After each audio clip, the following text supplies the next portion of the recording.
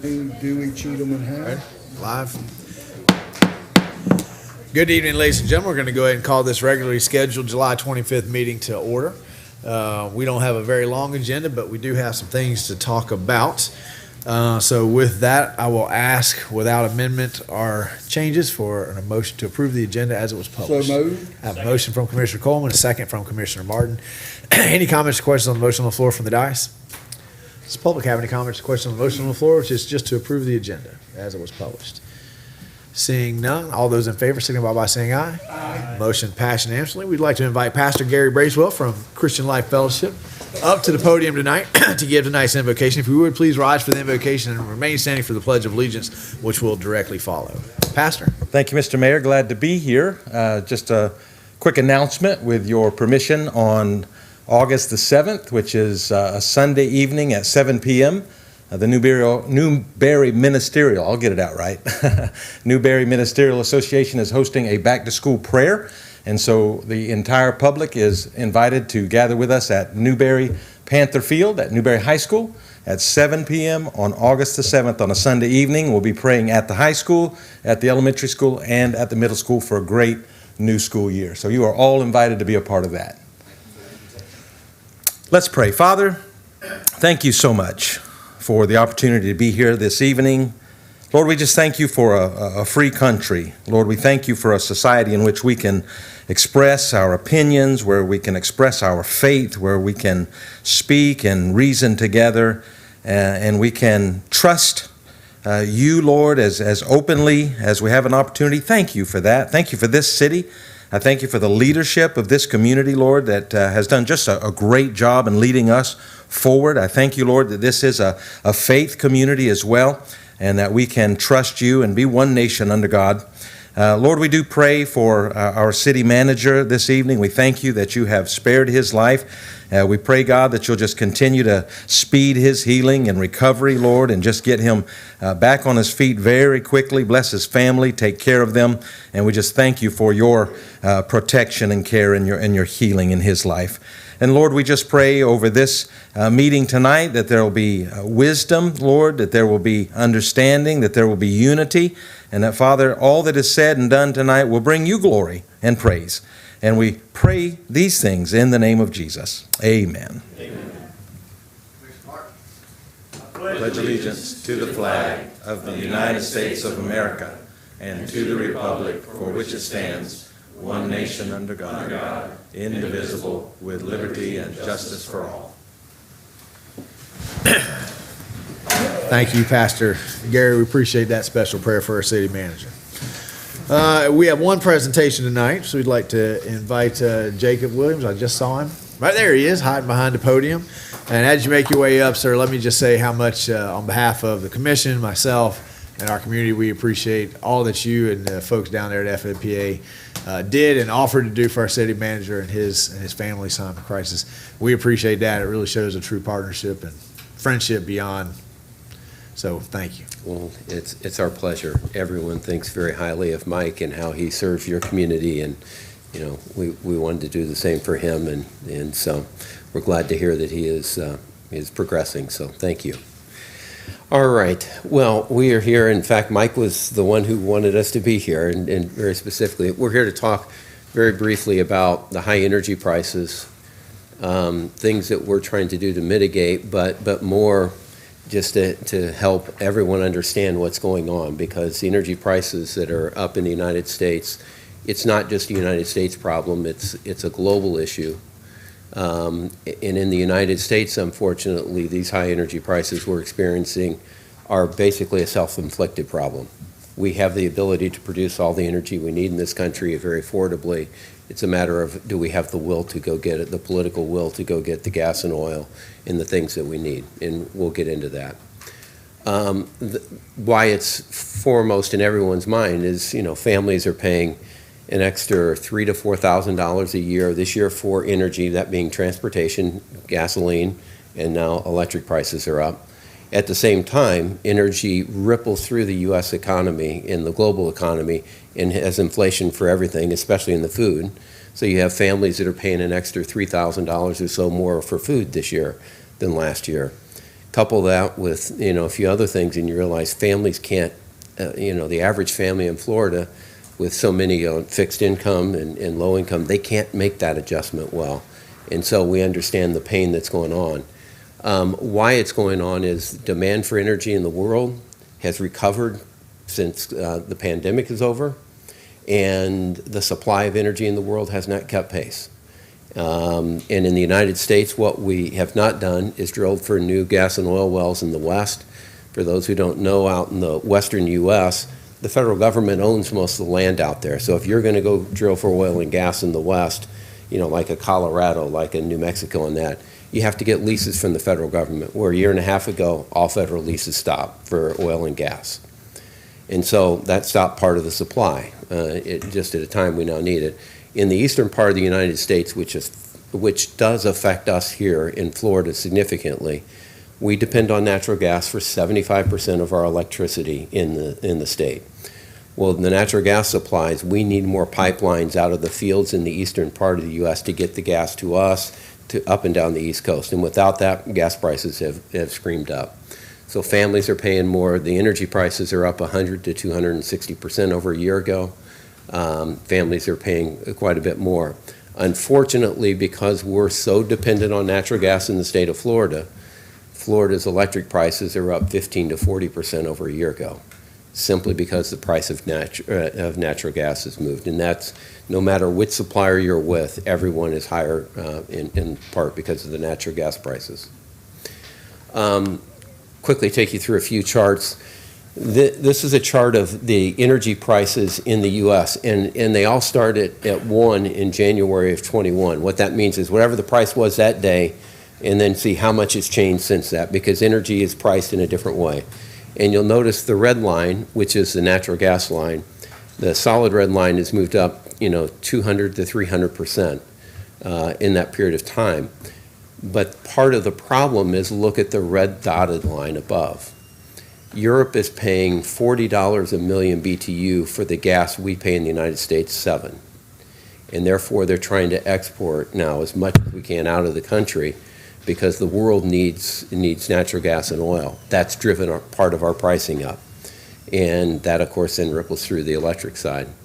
The coal prices are also up because the world, when the Ukraine event occurred, Europe needed more, something to replace natural gas, and they run the coal.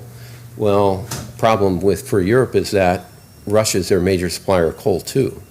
So then they had to turn to the United States and other, which ran the price up here. So we're struggling around the world as a result. What has happened price-wise, this is a chart, and I'll cut to the red line shows you what the price of natural gas was starting for July of this year for the next 5 years, and that was in June. Prices fell a month later, down about $2 a million BTU, basically a decline of about 30%. But as of today, yet 11 days later, we're back up to the red line. And part of that's driven by there's a tremendous demand for natural gas in the country. It's been hot throughout much of the country this year. And because there's not enough coal plants in going back to the 1970s, whenever there was an energy crisis in this country, the U.S. had the balance of we could run coal plants when oil prices got high. So go back to the 70s in the OPEC oil crisis, that's when all the coal plants got built to offset that. Well, today we're closing a third of the coal plants, and the ones that are left can't get coal to meet it. So the world in the U.S. is now just running to natural gas. That is our only option. And with the high loads, the prices have run up, plus the world's exporting more. This chart also shows you that if you look out a year or so from now, you can see the prices are lower. So, one of the things that the membership of FMPA is deciding right now is, should we get price certainty and stability to our member cities? Or do we just wait and see what the spot price is, the next month and all that? And you're an you come from an ag background here, and if every ag operation waited to price, their beef or their whatever the day they show up, they probably wouldn't be in the business for very long. And that's pretty common sense in the agribusiness world. You want a little bit of stability and price certainty. You don't need to sell all of it, but you need to make sure your margins are going to work, right?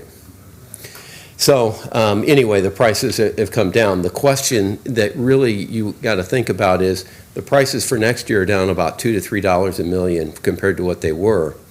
What's going to change in the United States that says that the prices aren't back up? And here's the dilemma we have.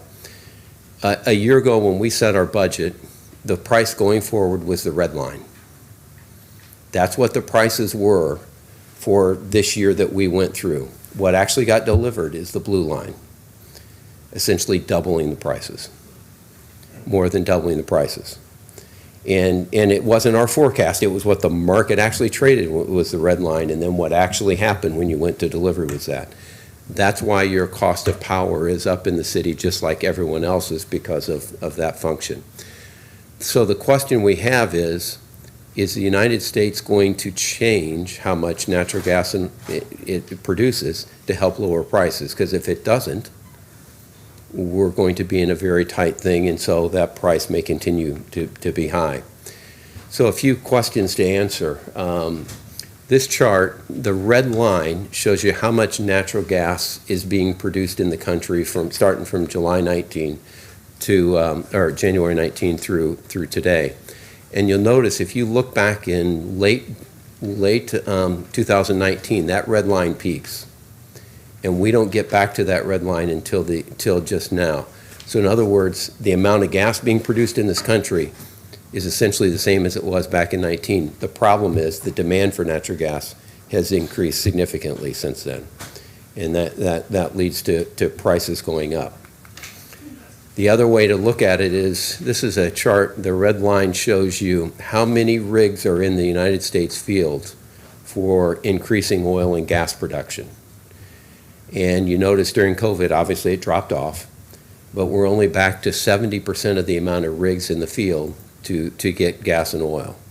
That's not a good sign. And we have to have the political will to put more gas and oil rigs in the field, which means the companies need leases to do that, and they need pipelines to put the product in, because they're not going to drill a bunch of wells if the pipes are full, which they are in the eastern U.S.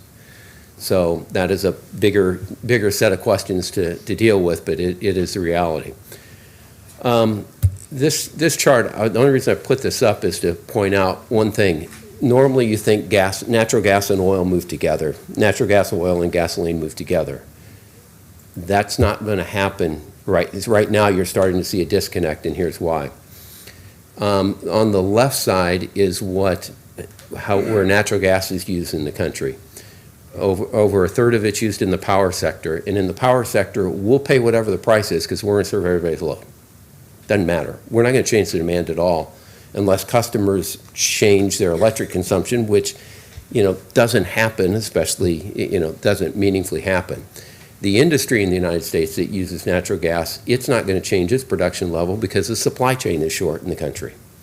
So whether it's pulp and paper, whether it's fertilizer, all that uses a lot of natural gas, they're going to produce, in fact, more. They're using more this year than last year because Europe isn't producing fertilizer because they're high gas costs. And so, and then you take that residential and commercial, that's home heating. That's not so relevant during the summer. In the winter, it'll be a big deal.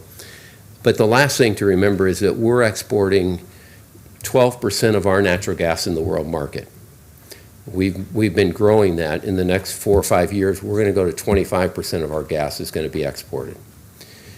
And the world's paying 40, and our market is 8.5. So the question you ask is the world price coming down to the U.S. price, or is the U.S. price going up? And that's something that, if we produce more, we can. Now, on the oil side, if you look, 2/3 of our use of oil is for transportation. Well, we saw this as gasoline went from $4 to $4.50 to $5, and obviously higher in other states. People changed their driving habits. In other words, oil pricing, people are much more, sensitive to the price of oil. They aren't so sensitive to the price of natural gas. So you've seen oil prices come back down because demand has changed in the last couple months. Noticeably changed. People, the 500-mile vacation became a staycation or 25 miles from the house kind of thing, right? So that's what's going on. The last thing I'll point out is natural gas storage. They store natural gas in the summer to use it in the winter in the north. The storage levels, the blue line, were at the lows of the 5-year period, which means prices are going up. That's the big picture. Now, what are we doing about, what can we do? Price of power this year for our cities that are involved is up $130 million over a year ago. Price of power. We're saving anywhere from 24 to 30 million a year in things we're doing controllably, but that 24 to 36 million is not going to offset $130 million in gas price. Our units run very well. We've done a number of things to try to reduce the cost of gas. We sell off all our extra power. We've done things on the debt side, so we're working hard to do that. But frankly, this problem is far bigger than what we can manage by day-to-day operations. As a result, the price of power that coming to the cities on average in the month of June, so the bill that you received in July 12th, something like that, Dallas? June bills are in August. But our bill to you received it in, yeah. And it was around $115 a megawatt hour. What's that mean to you all? That's 11.5 cents a kilowatt hour just for the power, not your delivery charge. Normally, your cost of power is around, to the customer, is around 11 cents. And our wholesale price is 11.5 cents.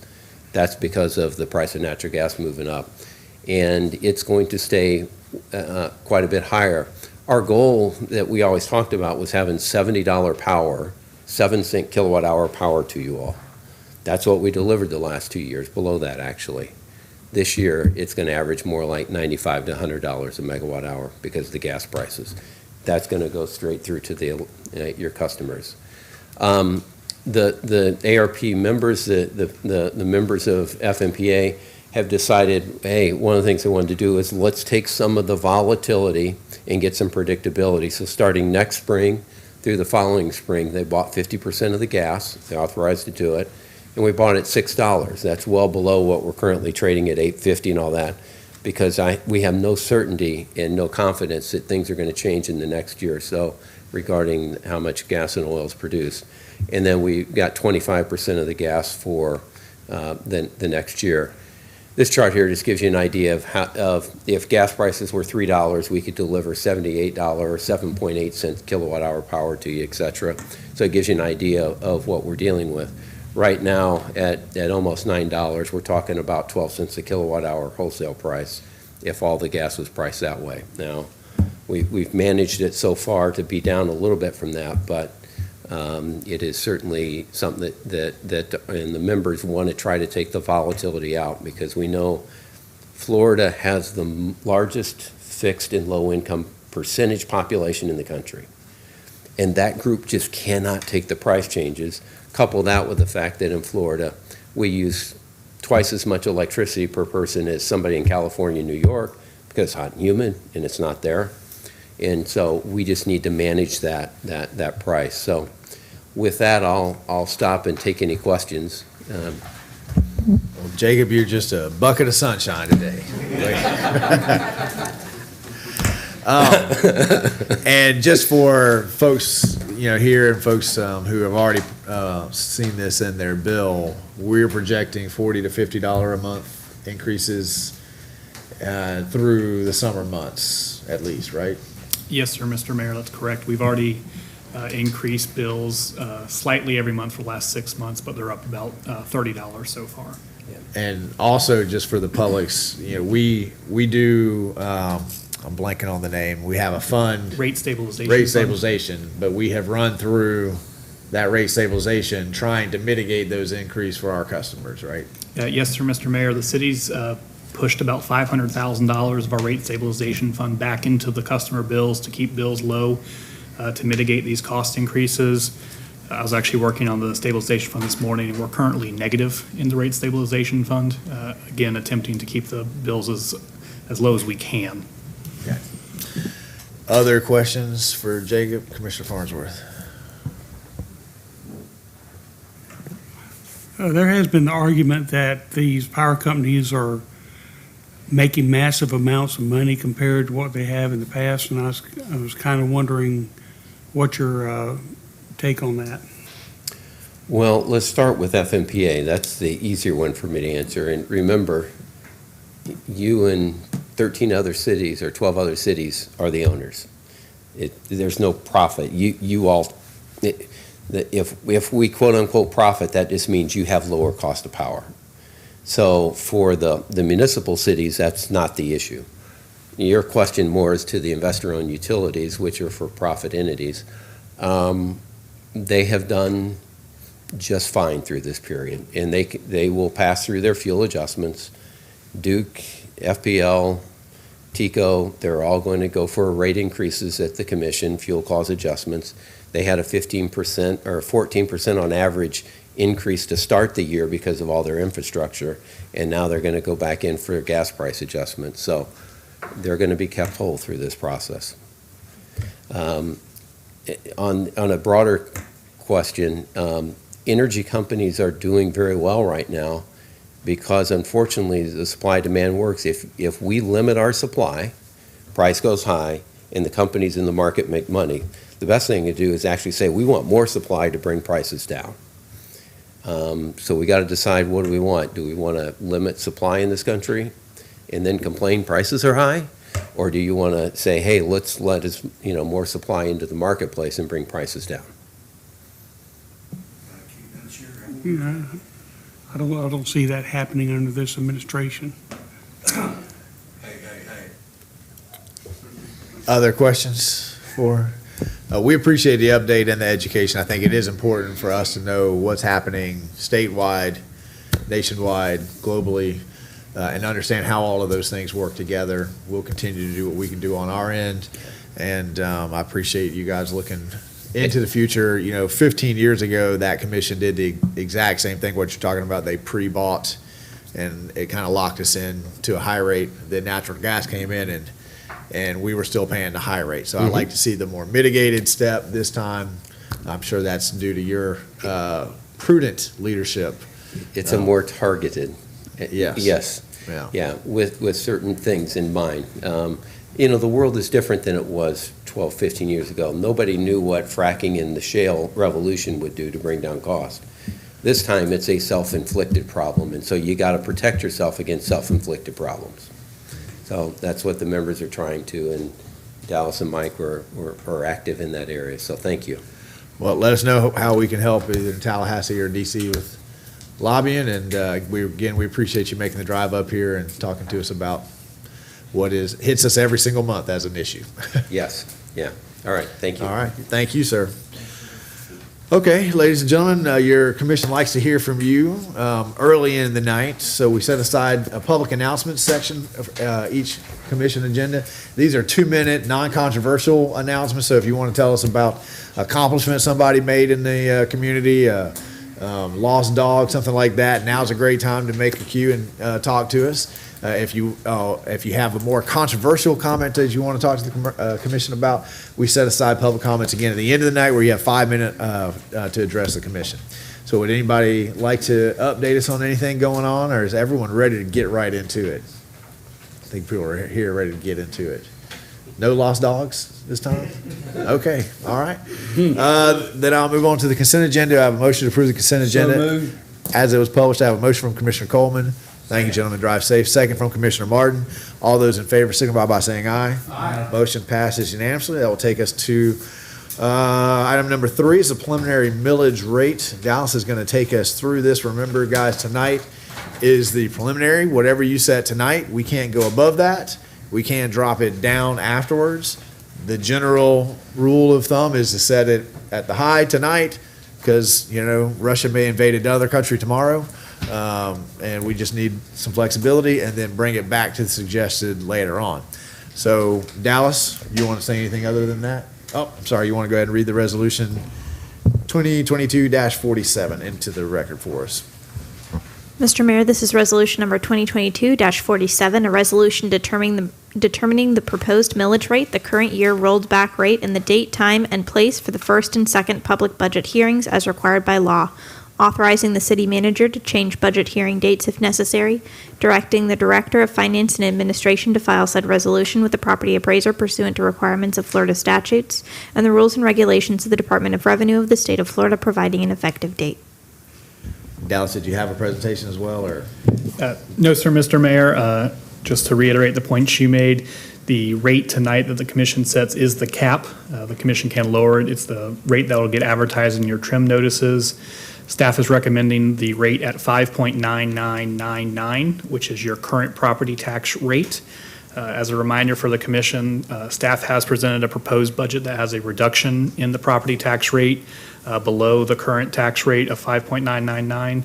And we're asking for this rate to give us a little bit of leeway if something does happen.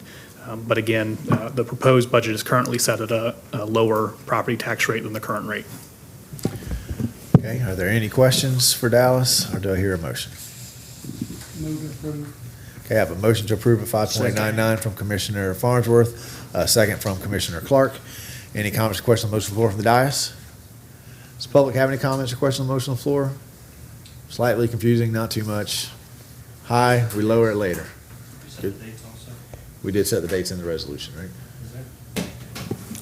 Yes, sir, Mr. Mayor. I believe it's the 12th and the 26th of September. It's your regularly scheduled commission meetings in September, and they'll be noticed in the trim notice. Okay, any other questions? Hearing none, all those in favor signify by saying aye. Aye. Motion passes unanimously. That'll move us to item number 4, which is the preliminary fire assessment rate. Master Attorney, would you please read Resolution 2022-43 into the record? Mr. Mayor, this is resolution number 2022-43, resolution of the City of Newberry, Florida, relating to the provision of fire rescue services, facilities, and programs in the City of Newberry, Florida, establishing the estimated assessment rate for fire rescue assessments for the fiscal year beginning October 1st, 2022, directing the preparation of an assessment roll, providing for hardship assistance, authorizing a public hearing and directing the provision of notice thereof, and providing an effective date. Thank you, ma'am. Dallas, do you have anything? Mr. Mayor and City Commissioners, the proposed fire assessment rate is the same rate as is currently adopted. Staff is not proposing an increase, and the rate that we're asking you to set tonight is the same rate as is currently assessed in the city. The date of the public hearing is, I believe, the second meeting in August. I'm trying to find that date for you. It'll be 7 p.m. on August 22nd to adopt the final fire assessment rates. And Dallas, we had two $25 segments, I think it was two $25 segments in the fire assessment that were going to specific things, like fire truck. What was the other one, the Quinn? Have those been, and we agreed to do that until it was paid off. Are we paid off yet? No, sir. Okay, so we got another year, 2 years until those things are paid off? 3? Don't The look at Quint that. is That- like that's- 9 years. The Quint just started, Yeah, right? I believe it was the tanker truck was the Okay, first tanker, 25. And then, I'm not sure off the top of my head. I want to say it's close to 5 years left on that one. I think it was an Okay. 8-year lending on that. okay. Any other questions about the preliminary fire assessment rate? Okay, do I have a motion? I have a motion from Commissioner Clark, a second from Commissioner Martin. Comments, questions on the motion on the floor from the dais? Public comments, questions on the motion on the floor? Hearing none, all those in favor, signify by saying aye. Aye. Motion passes unanimously. That will take us to item 5, which is amendment to the Land Development Act regulations to allow agricultural estate subdivisions by special exception in the agricultural zoning district. Dallas, do we have staff that's going to, JP, come on down. I didn't see you back there behind Jamie.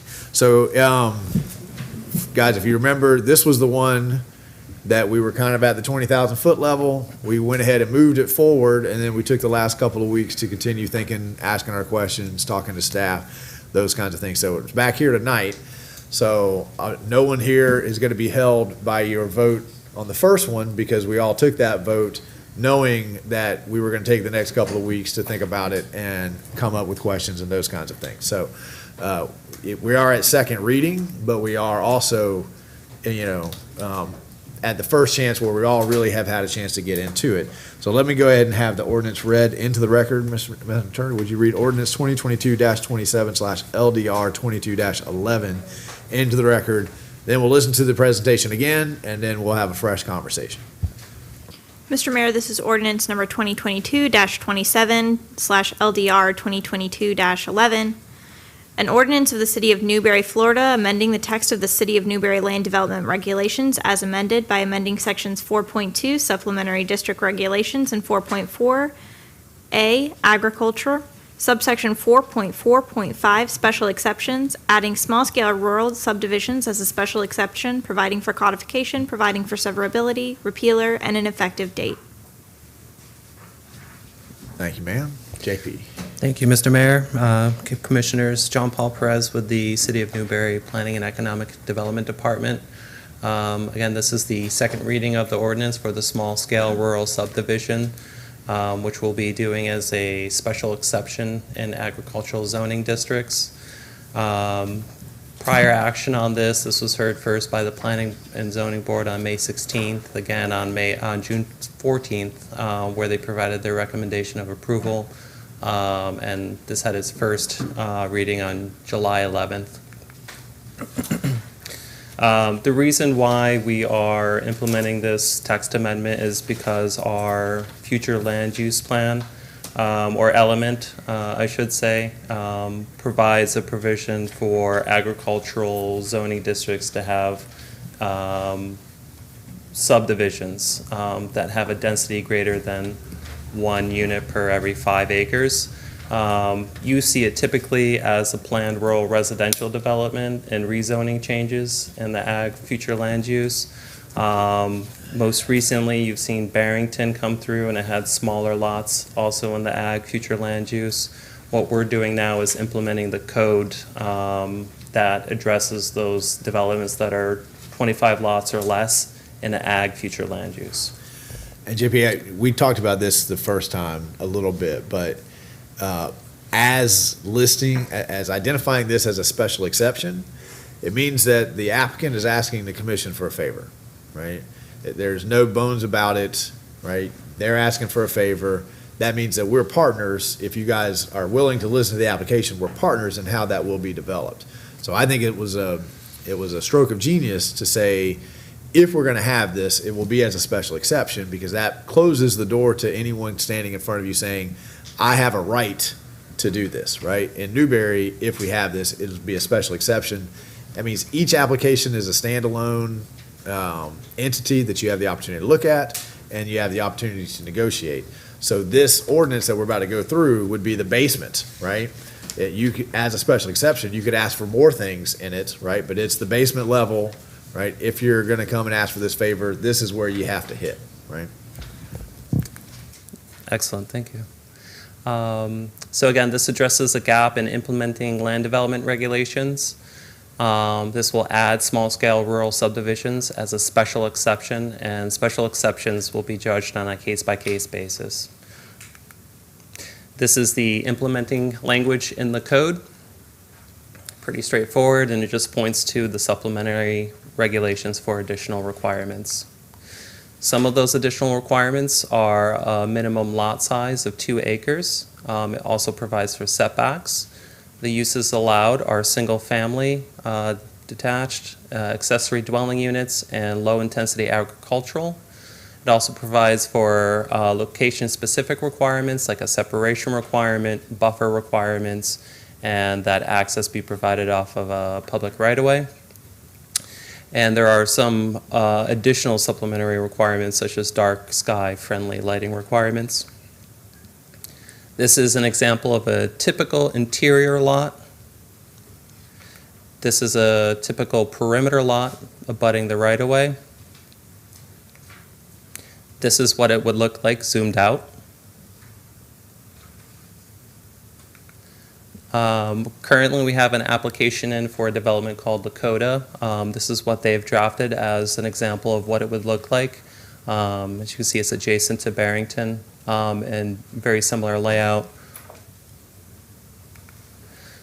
This is an example of the separation requirement that's currently in the code, where we're requiring a 2,000 linear foot separation from the center line of one access drive to that of another small-scale rural subdivision. JP, can you go back to, Sure. if it was together but separate applications, could they use one entry to go to both? Would that negate the 2,000 linear feet? I feel like it would be hard to judge an application without it having its own ingress egress, but are you saying that they could connect the two? If I owned a larger parcel, but I only wanted to do subdivision 1, Mm-hmm. but then 10 years later, I come back and I say, well, I own the land adjacent to it. Mhm. I want to do another small scale, but I want to use the same entry. Good question. I don't see why you couldn't build on it to the maximum of 25 lots. Yeah, so you would have to stop at 25 lots. That would be kind of year. your limiting factor. Right, okay. And some of the supplementary requirements would be a homeowners association required, a single septic tank for residential uses within individual lots. They would have to underground the electric lines. Field and chain link fencing would be interior only. Stormwater adjacent to the internal roadway. Common areas could not double as stormwater retention areas, and no lot splits would be permitted there. And we are recommending that the City Commission approve the ordinance on second reading. Okay. Thoughts, questions? Commissioner Clark, and then we'll go to Commissioner Parker. Mr. Mayor, on this, JP, Yes, sir. these,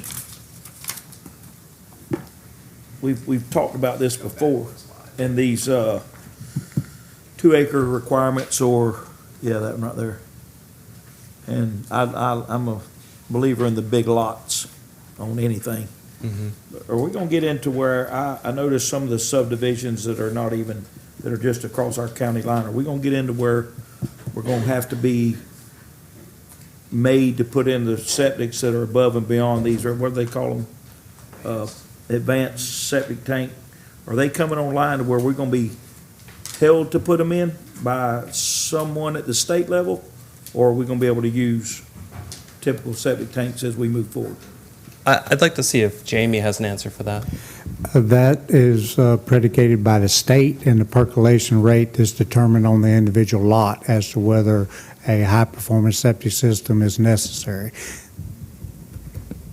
Jamie, what's the one though where it's several tanks involved? He's What do you talking call about a that? neighborhood. You're talking about package plant for a subdivision or a aerobic septic system, Yeah, high the aerobic. performance. So that's what you're calling high performance? That high-performance aerobic system like that is determined by the perk rate, whether or not you have wetlands on the property, and whether the property has sufficient square footage to accommodate the drain field of a normal septic facility. That's determined by the state. State road, thank you. Other, Commissioner Farnsworth. So Jamie, I mean, does the state have like a map that says this area percolates so much in this area, or? They go off of soil maps and soil determinations on a lot basis as well. You have to basically determine soil samples for that individual lot. So who regulates that? How do they regulate that? Todd Harris with the Health Department Septic Tank Permitting Division, they evaluate them on a lot-by-lot basis, is my understanding. Commissioner Farnsworth, if you remember when Barrington was in front of us, they presented in quasi-judicial as evidence reports that I thought that they got from the water management that talked about that area.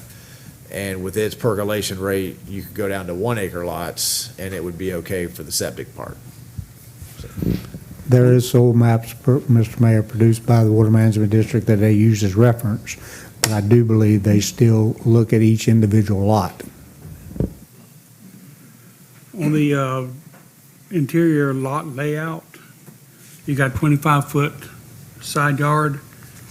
Is that 25 foot for each lot, or can they, or just 25 feet between? That would be, 25 feet for each lot. Okay, so On it'd be the side. 50 feet between the two. Correct. Okay. That's all I have, Mr. Mayor. Commissioner Martin? The whole dark sky thing just seems like a kind of a silly in vogue thing to deal with.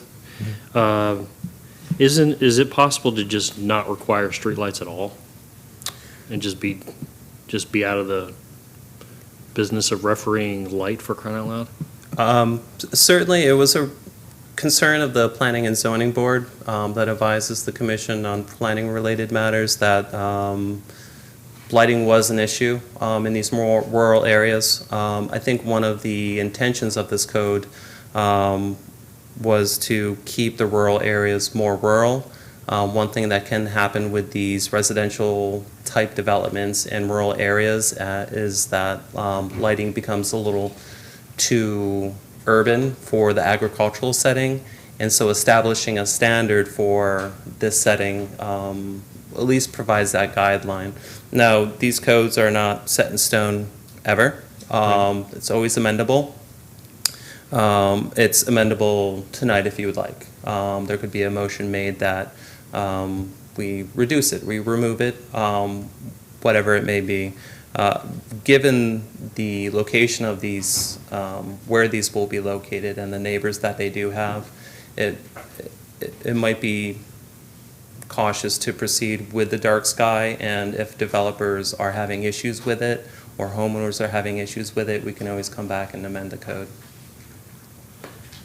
These comments have come out of a lot of recent complaints that we've had with folks moving out into the countryside and putting big lights. Yeah, no, I right? understand that, but if we just get rid of the street lights to begin with, we don't even have to worry about it. I don't think it's not just the street lights. It's, the lights that you put on your house if you've got the big floodlights that point out. Like you're Okay. saying, Okay. in this ordinance, we're saying everything in has to be dark sky. Now, I've kind of gone back. I haven't really wavered on the dark sky like. And Jamie can help us come up with a term that gets us, because dark sky is a legit, no joke, upward expense, right? But it does create a dark sky, but it is a fairly significant increase. There's dark sky like, and Jamie, tell us about dark sky like, and how would we write it into the ordinance? Yes, sir, Mr. Mayor. Dark sky compliant guarantees that there's no spill lateral or up whatsoever. All light is restricted to downward application, hits the ground, does not leave the property whatsoever. There is a lower form of that is considered dark sky friendly, which contains the largest portion of the light, and you don't have light glare or light spill off the property. Dark sky friendly is less restrictive, easier to comply with than dark sky compliant.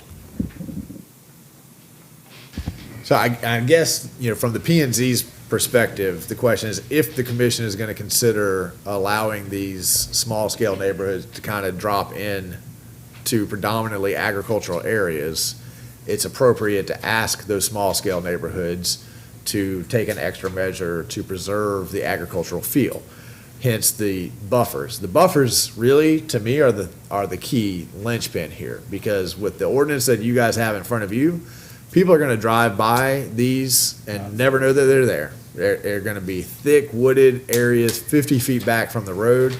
You will never know until you cross where the entrance is that there's anything back there. So it will visibly protect a green barrier while allowing some people to have an agricultural-like life, right?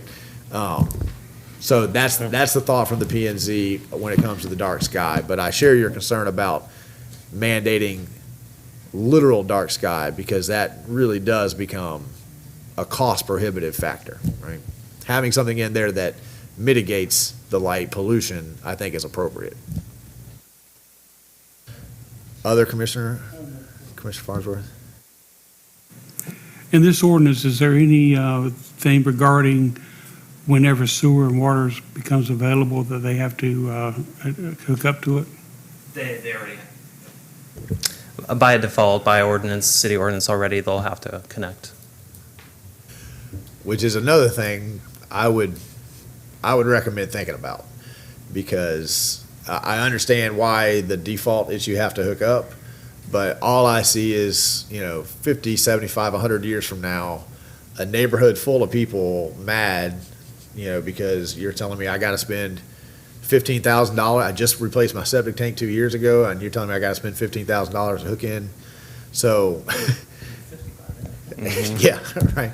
So I'm kind of conflicted on that one. I understand the reason why we would say you have to hook up, but it also seems like you're creating a neighborhood that's going to be in a tough bind, and this could be you leave it in there and you let a commission 75 years from now deal with that headache, because it's going to be a long time till we get water and sewer outside the urban service area. Anybody just let it ride? Let it ride.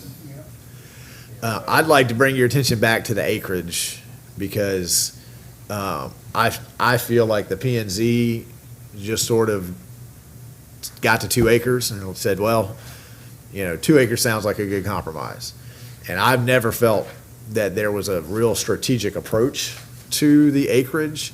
The whole idea behind these small scale lots is that there are people like Commissioner Clark, who has been very vocal about wanting larger lots. But even in those conversations, he's always kind of centered around an acre lot.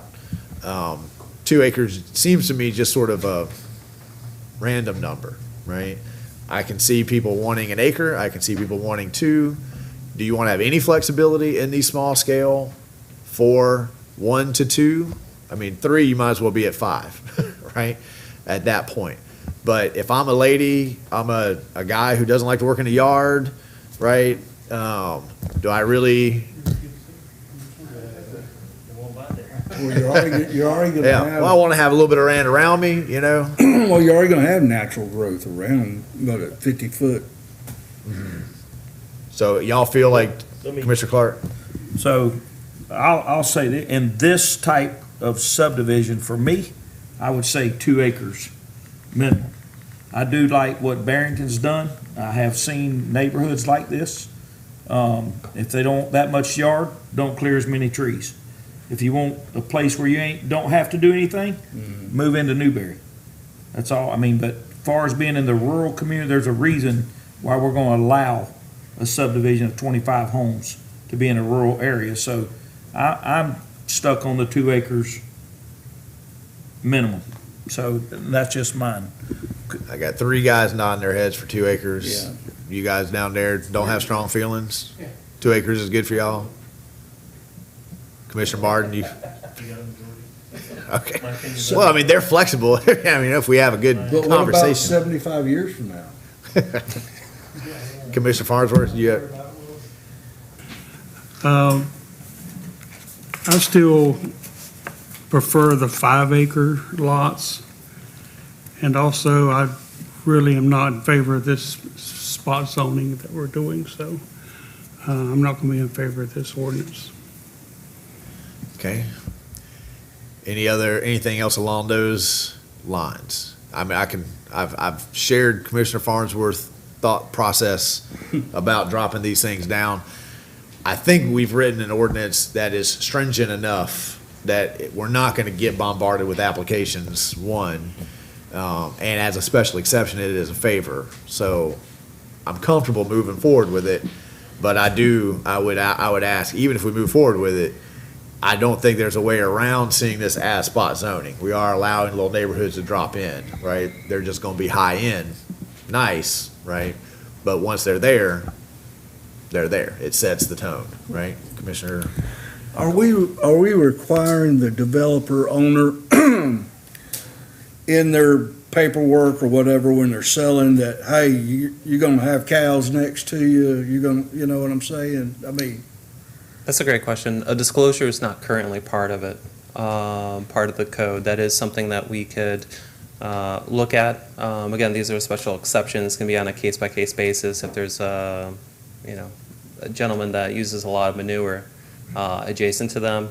Probably want to let the neighbors know that, it's not going to smell pretty good during the summertime. Same as the rock pits right behind you. Indeed. Commissioner Martin? Yeah, I kind of agree with what you were saying. With the fact that there's a special exception, every one of them is going to come through, whoever is sitting here, and we have the opportunity to kind of take each one by case basis. This just gets the developer a little bit closer to the target before they ever even bother to walk in the door, in my interpretation, so I'm okay. And I think that's exactly what this is, right? Like, before you come to us, this is the basement level you got to hit, right? If you're not willing to hit that basement level, don't bother applying. You can always make something nicer, 2.5 acre lots, 3 acre lots, right? Those kind of things. Any other questions? Are we ready? We want to open it up to the public, so I need a motion before I can do that. Anybody want to have a motion for approval from Commissioner? Did we read this into the order record? Did we? Yes. Okay, so I got a motion from Commissioner Martin, second from Commissioner Clark. Any last questions from the dais before we go to the public? Public comments or questions on the motion on the floor? Small scale, come on down. We always value your opinion. Madam Chair, can you take one and pass it down, please? I'm going to do old style PowerPoint today. It's going to be by paper. And I like the direction that you're traveling because I think it will make some quality communities here in Newberry. But if you wouldn't mind, once you get a copy of this, I agree with the mayor. You aren't going to get bombarded with this one. I'm just going to have one direct sniper shot or one cruise missile tonight. We represent an individual who owns a subdivision called Park West Estates off Newberry Road. It's at 170th. And this ancient yellow piece of paper here is from 1977 when he started that subdivision in Alachua County where he could do 1 acre lots. He did exactly that much of that. And then Alachua County changed its rules to 5 acre lots. He couldn't do that anymore. And so Alachua County also, if you look at this timeline here, denied him the ability to carry through with an approved plan. So there was about 4 years of litigation. And he prevailed and was able to finish half of that plan right there. Just a little bit more than a dozen lots. Our firm got involved when I was just a fledgling there in 2004 with Mr. Ellington and tried to finish this off. And he sought relief by coming to the city of Newberry and annexing this property into the corporate limits of the city of Newberry. Of course, then Alachua County fought that. You all prevailed, and he has the balance of that property. It's about 27 acres. I want to pause you right there. Yeah. When the gentleman that he's mentioning annexed in, the only rules we had about small scale put it at 1 acre. So part of the reason his annexation went through was because by our rules at that moment when he applied for annexation met what he had already been approved at the county to do. Just want to make sure that was clear. Thank you. Poor applicant has gone through 2 governments now that have changed the rules on him midstream. So it's worth noting. So, yes, thank you for that clarification. And so I hate to be the first one that would come to you for an exception for something that you're about to adopt, but it's my professional opinion that Mr. Marafi has a very good pre-existing non-conforming use here. And as I would tell you, one thing we don't like to do at CHW is come and ask for variances because generally those are the applicant's fault. I want a bigger sign. I don't want to follow this rule or that rule. But before you adopt this rule, I have a pre-existing subdivision that's 45 years old. It's halfway done. And he would like to do the completion of that, which really equates to about 10 to 12 lots. The original plat for this had, oops, north is up, had this little bitty drainage area here. I know that will not stand under today's stormwater management rules. The depressional area is here in the center. So this north half is going to have to get redone. And what I would say to you is much like we did in our agri-hood on Parker Road for the Dees family, the more you save, the less you pave. And so if we came in there and just on this, came in and finished off with 12 or 14 1 acre lots, we could have a lot more open space and save some of those trees that have been growing over the last 45 years. And I can't believe I did that in 3 minutes. Isn't he, Mr. Mayor, isn't he grandfathered in though? Well, I mean, what I would say tonight is tonight we have an ordinance for small scale that you guys, we've just talked about that very issue about the acreage, and you all, with one not getting a chance to speak, said 2 acres, right? But I think there is a very important word there, hardship, right? Because there's 2 times this applicant had something approved and can move forward, right? Once the applicant can prove a hardship, we fall into a different category, but that would be a conversation for another night. So I think what all you're asking for is, would this commission be willing, they can't say how they would vote on that without the Certainly not. presentation. Certainly not. But would you be willing to recognize that as a hardship and give him his day in court to see if he can move forward? One head nod. I got a head nod there, head nod there. Yeah, I think you'd get a chance to make that case. Okay. Right. And as long as your planning director doesn't see that the bottom of that floor, as you described, Mr. Mayor, as the basement, we can hit all the other things in there, you know, Right. obviously the HOA, and, you know, even if those were acre lots, we could still have 50-foot setbacks on the side. I mean, an acre is 208 by 208, so you'd still have 100 foot to put a house in there. And those are fairly nice, large houses, so we would appreciate the ability to come back to you, and we won't pick these jobs up and say, hey, I got another one. I just want to help this gentleman finish off his subdivision. I've driven by that subdivision my whole life wondering, what's going on? Yeah, yeah. You know? And the road stubs there off the county road on the north side, and the interior road goes up to where it would be the last phase, and it's just one little loop road in there. Absolutely. So, I know exactly which subdivision this is and all that. Are they gonna bring that, are they gonna continue the entry level right there at Park West and go straight forward, or nothing's, or it is gonna come in off 241, or the old? Correct. There's a cut right here. Yeah, okay. Mr. Mayor, there's a cut right here where this road was planned to come in, and then this interior road, which is That's over here, Newberry Road at the stops. bottom. That's Newberry Road going Yep. east-west across the plan, Yep. yep. All we have to do is come through and finish the loop, Yeah. yep. And obviously, I don't have a vote as a mayor, but anybody who annexes into the city of Newberry and chooses to join us, we appreciate and we thank you for wanting to join us. And we certainly would want to uphold anything that was on our end that instigated you complimenting us by wanting to join our community. So get with staff and figure out, you know, it sounds like we're about to pass an ordinance here that will say 2 acres, but if the applicant can prove a hardship that staff can agree with, then that opens up a gateway. I would right? appreciate that, thank you all. Okay, thank you, sir. Any other questions from the public on the ordinance at hand, which is the 2 acre lots, dark sky like, saving the oak trees, big, huge buffers? Anybody have any questions, comments about that? Okay, seeing none, roll call. Commissioner Maison? Absolutely. Commissioner Martin? Yes. Commissioner Farnsworth? No. Commissioner Clark? Yes. Commissioner Coleman? Yes. Motion passed 4-1, Commissioner Farnsworth in dissent. All right, thank you for the dramatic pause You like there. that, didn't It did, it was nice, right? All right, that takes us to item 6, which is going to be a quasi judicial. So I'm going to get out our quasi judicial procedures here. And ladies and gentlemen, when the commission ceases to act as a legislative body and they begin to act as a quasi judicial body, that means that the rules change. I'm about to go through those, but I think it's important to note, wow, there was a lot of people here for the small scale. I thought y'all were all here for the other one. Come back. All right. Please come back. Hey, good job. All right. They were very supportive of it. Yes. When the board ceases to be legislative and they start to be judicial, it means the rules do change. All of these 5 elected officials have opinions. They have things they like, they don't like. But when they sit as a quasi-judicial board, they have to make their decisions based on the evidence and the evidence that's presented to them, just like we were in a court of law. So I have to read through this policy procedure that will basically explain much more lengthily what I just said. Primary rule that we have to meet concerns testimony, and it is a substantial and competent evidence standard that must be met when the judicial board makes a decision.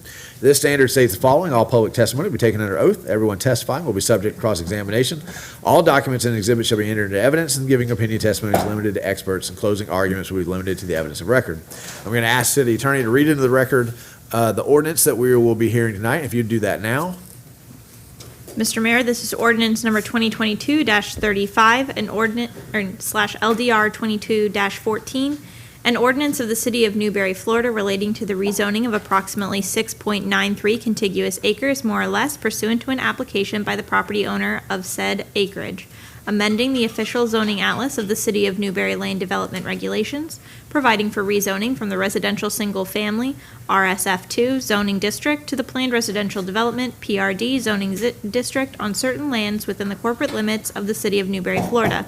Tax parcel 01919-003-004, providing severability, repealing all ordinances in conflict, and providing an effective date. Thank you, ma'am. I'm going to ask the city clerk if you would please swear everybody in. If you're here to speak, if you think you might want to speak, you're not sure, but you're going to hear something get you upset, then you want to speak. If you just go ahead and stand up now, we'll swear you in. And will you come down? And the clerk is going to say the oath. Come on down, Miss Judy. And then we'll go around the room, and if you would, just say your name and that you do swear to the oath that she's going to read. And then when you come back up to speak, if you would reiterate your name, because we're not going to be able to jot them all down as quickly as we need to. Thank you, Madam Clerk. Right. Starting on my left, your name? Jamie Jones. Brian Thomas. John Paul Curtis. Maureen Alana. Nicholas Alana. Mike Shea. Richard Thomas. Kristen Miller. Bill Miller. Point to somebody, Miss Judy. There we go. James Staley. Kathy Sager. Daniel Levy. Carly Owens. Alan Evans. Lily Pierce. Chris Potts. Connie Clark. Okay, do you hereby swear affirm the testimony you're about to give is the truth, the whole truth, and nothing but the truth?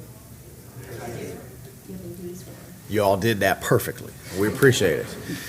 Okay, now before we start, we need to disclose any ex parte communications. That's if you have gone and visited the property and that's going to weigh in on your decision making, you need to say that now. If you've talked to the applicant, if you talked to the neighbors, and that's going to influence, you don't feel like you can listen to just the evidence, that's what you need to disclose now. Commissioner Mazon, Commissioner Martin.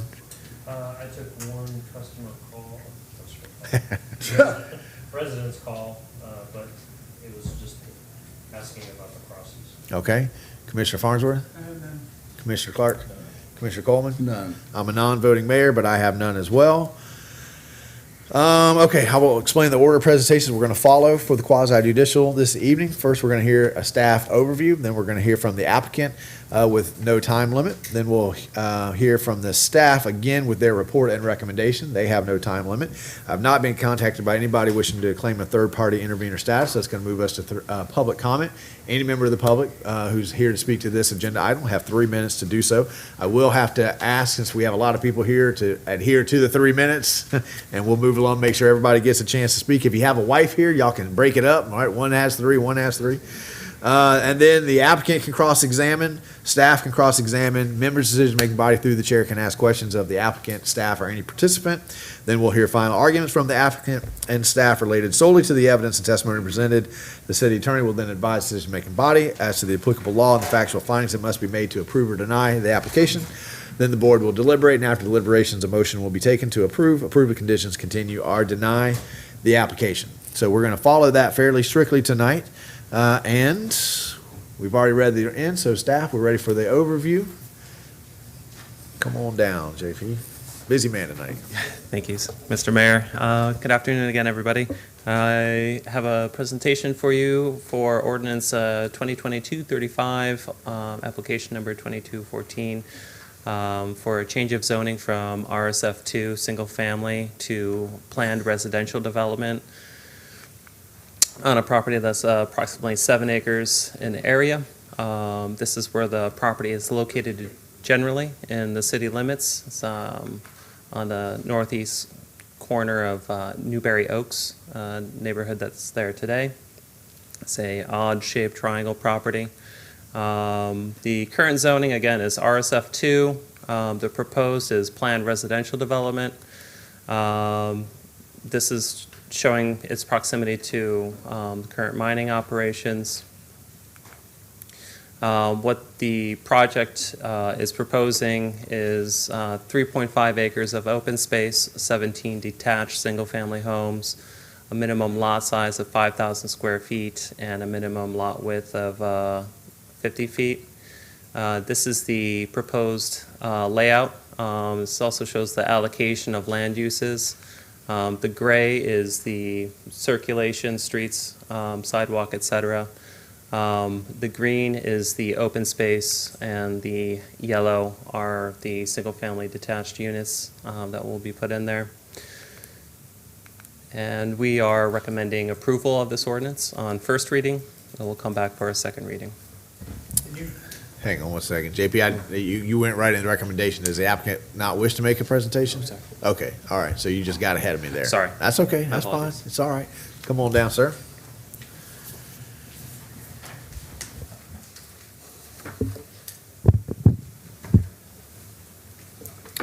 Good evening. Thank you, Mr. Mayor. My name is Chris Potts. I'm the Director of Engineering, here to come before the board to request a rezoning, and the project is called Eden's Garden.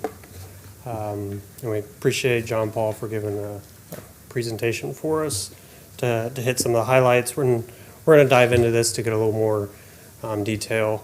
We're going to go over just the developer's background, some background on the property, and then our request in zoning, and then as well as have some expert testimony for the actual engineer of record. I am a licensed professional engineer in the state of Florida and Georgia. However, I am not the engineer of record for this project. I'm just giving a background on it. So to give a little bit of the developer's background and history, the Lancaster family is the owner, developer, Joel and Sophie. They're actually local residents of Newberry.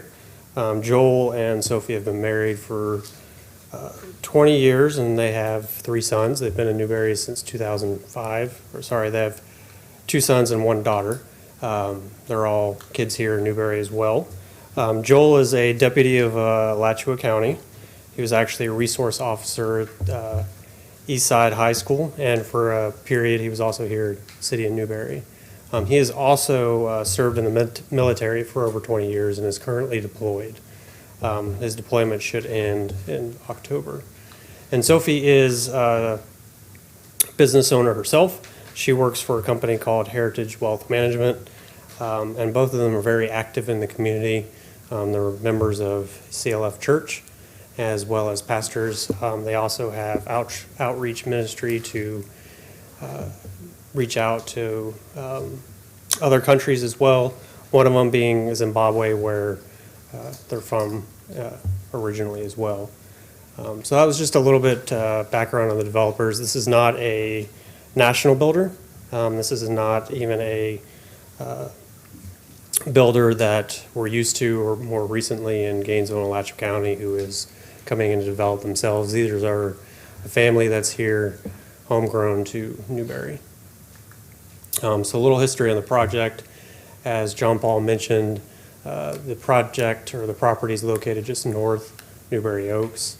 It is actually not included in the Newberry Oaks subdivision by plat. It was owned by the same landowner that developed Newberry Oaks, but it was never actually platted in part of the Newberry Oaks subdivision.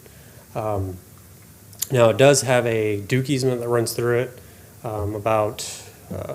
There's a 50-foot or 150-foot wide Duke right-of-way is what Duke calls it, which equates to about 3 acres on the property. Now, just keep in mind the property itself is just under 7, so this is the Duke easement takes up about close to half of it. Additionally, I know there's some questions and concerns about the blasting.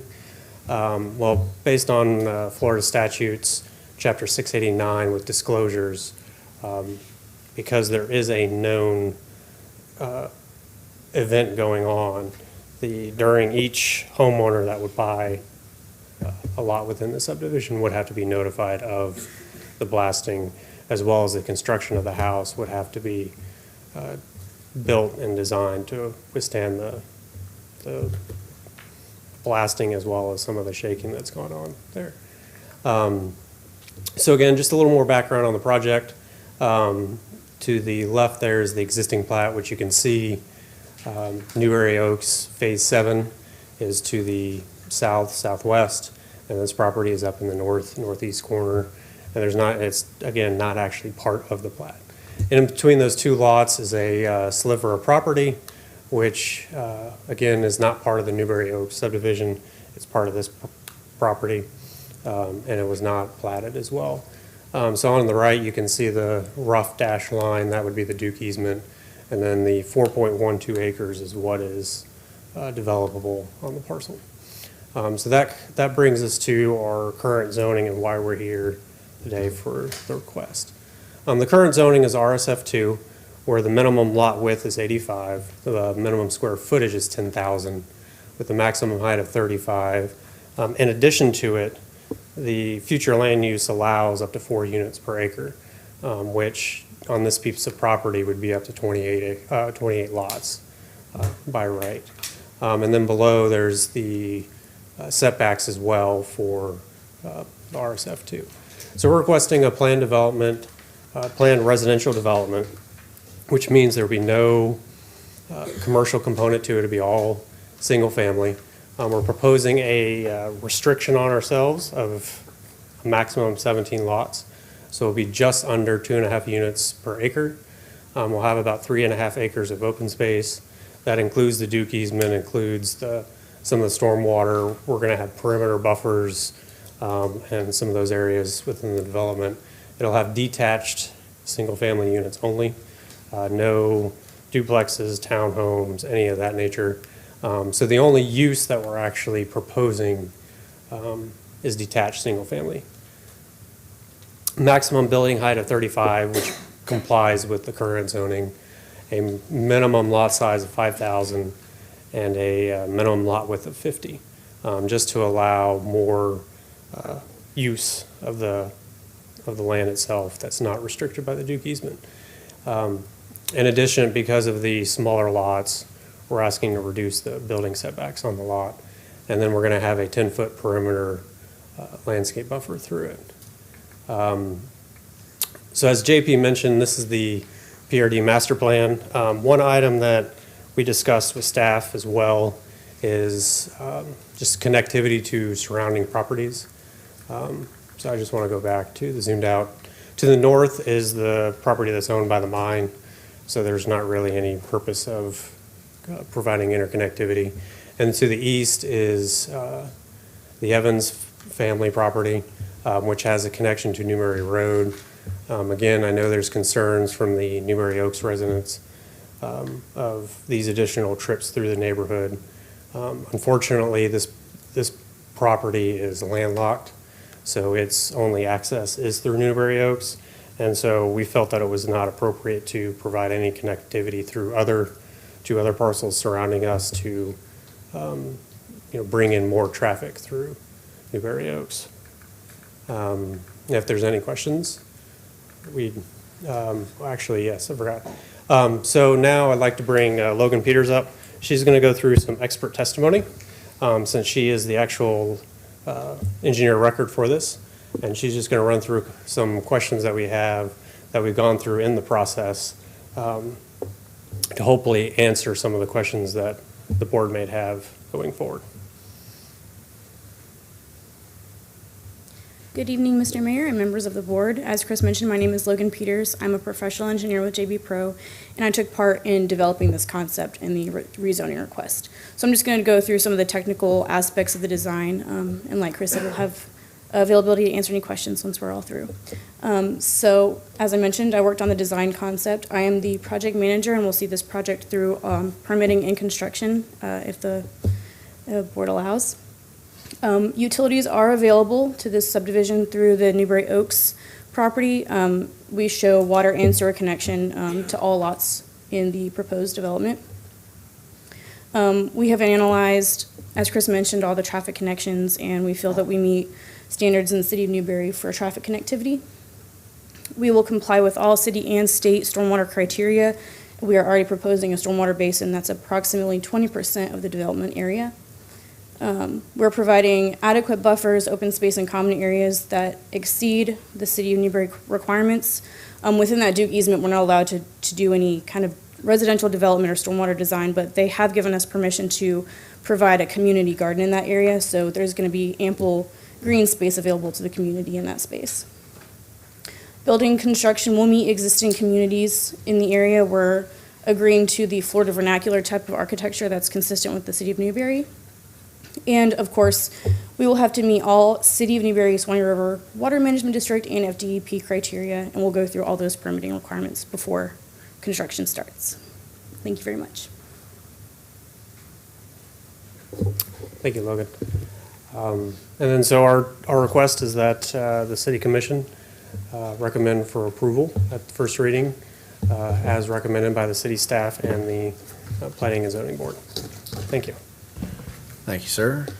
JP, did you have anything to add to your report, or did you get through? So you're good? Staff report and recommendation? Okay, that's going to take it to public comment. Members of the public here to speak to this agenda item. You have 3 minutes to do so. Please come on down. Make sure you state your name for the record. Don't be shy, Mr. Evans. Come on down. Let other people a chance. I'm Alan Evans, and my wife and I own the whole eastern side, are connected with their border. I'm a little confused because the zoning board on 6-5 decided they would allow the PRD to reach this level, with the exceptions of no townhouses or everything to be detached, which they've agreed to. But the connectivity to us, that's not going to cause more traffic. That's going to alleviate traffic. There's no way our farm's not going to get caught up in all the building between this, WEEC. We're also bordered with the ag tech idea all the way up through State Road 26. It's going to create emergency services. It's going to create... Hang on one second. Can you pause his time? The P&Z made that part of the motion, that we put the connectivity that for future use, obviously not right now, we're not dumping out. Did that just fail to make it in, or did no one just address that in? I just want to clarify this before we move on, because if it's already there, then that alleviates his concern. We just failed to report it. No worries. And sorry, thank you. Just to, and they pause your time, great. There are stub outs, but there is no connection at this time. They would have to, I think, go back and. Is that on our end or on Chris's end to put in that connectivity? I can't see Chris because he's behind there. Did y'all not? So we've allowed the connectivity. It's just up to the owner and the engineer to leave space for the out. Is that right? Well, I think they need to do an estimate or some sort of study to see if it's even financially feasible for that connection to be there, to be constructed. Yeah. Okay. Again, these are 17 single-family dwelling units. It's a local builder, and they're not building them all at one time. As I understand it, they're going to be like individual owners come in, they buy a lot, and then the houses are constructed. And so front-loading large costs, like constructing a new road or something to that effect, would probably cost more than the project itself. Okay, so the issue here is this parcel was mandated to have connectivity back into Newberry Oaks because we believe in connectivity. What the P&Z said, and I'm glad Mr. Evans asked the question because I thought it was that we had worked that out, was that for future growth that way, because we know once the mines are done, they're moving, we're going to have more applications. We'd want to make sure that we could be connected on the north eastern side as well, so that it wasn't always that way. So we'll bring that back up. Go ahead and go through your other list of confusions, and then we'll approach that in deliberations. Well, that was my main one. The connectivity is something, I can't speak for staff, but I've spent a lot of time in meetings with them, with the WEEC development, knowing the connectivity all the way up through the Alachua County Equestrian Center, up through WEEC to what you're planning to do with the Davises. This is going to alleviate, it's not going to create more congestion of traffic way back in there. I know that, and I'm not trying to throw names out here, but Mike's even talked about the possibility of there being a road north on that mining land that might go to 235. Yeah, I thought it was a done deal, that it was stipulated that these connectivities had to be there. And, I mean, the roads, as far as costs go, when you look at, I don't know if you can pull up the other layout one, but they've already got the roads there. They just have to put the stub outs in and determine an area. And for them to come back now and say that it's not feasible, that just doesn't hold water, not with me. They got to think about the residents that have been there and the people that have been there for 30 years or more and made a living there and contributed to the economy around here. You got 45 seconds. Was Yeah. there anything else that you want to, you can keep That talking was- about the connectivity, but No, that's, there, Carlos you're gonna happy with the talk, too. density, you're happy with the single family units, any other Yeah, I'm not trying to issue? stop anybody, but I definitely don't want to get Right. landlocked from them. Sure. They can't do that to the residents. They're gonna come in here and make their money and be gone. We gotta live with what they leave us. And if you don't do it now, it's never gonna happen. So, I mean, it's now or never. So I mean, I'm surprised they would do this, honestly. Are you taking, you taking the rest of his 3 minutes? No. No? No. Okay. He mentioned you were going to get up and talk, so I didn't know if you had a pre-planned speech again. You're welcome to it. You can ad lib if you wanted to. Are we done? Come on, Miss Connie, come on down. She gets 3. My name is Connie Clark, and I pulled the Alachua County property records for this particular lot, and they actually only own 4.64 acres, according to the Alachua County property records. So if that's the case, according to Newberry ordinances, a minimum size parcel for planned residential development is 5 acres. So they do not qualify to be a PRD. In addition to that, they have to provide a major road access. 11th Road is not a major street. It is a minor street. And planned residential development, according to Newberry Code, has to have an exit of a major street. This development, first off, doesn't have the 5 acres to be PRD and does not have a major exit street, which your codes require. Any questions? Sound like you did your homework. Absolutely. If they're going to impact my neighborhood, you better be sure I'm going to do that. And they do not qualify for the PRD based on what they actually do own, according to Alachua County property records. Anything else? This is a chance for you to talk to the commission. We don't do Q&A back and forth. We'll do that at the end. Oh, So okay. you've got 1 minute and 48 All seconds. right. If you got any more. It also talks about how that this development has to blend in with the surrounding.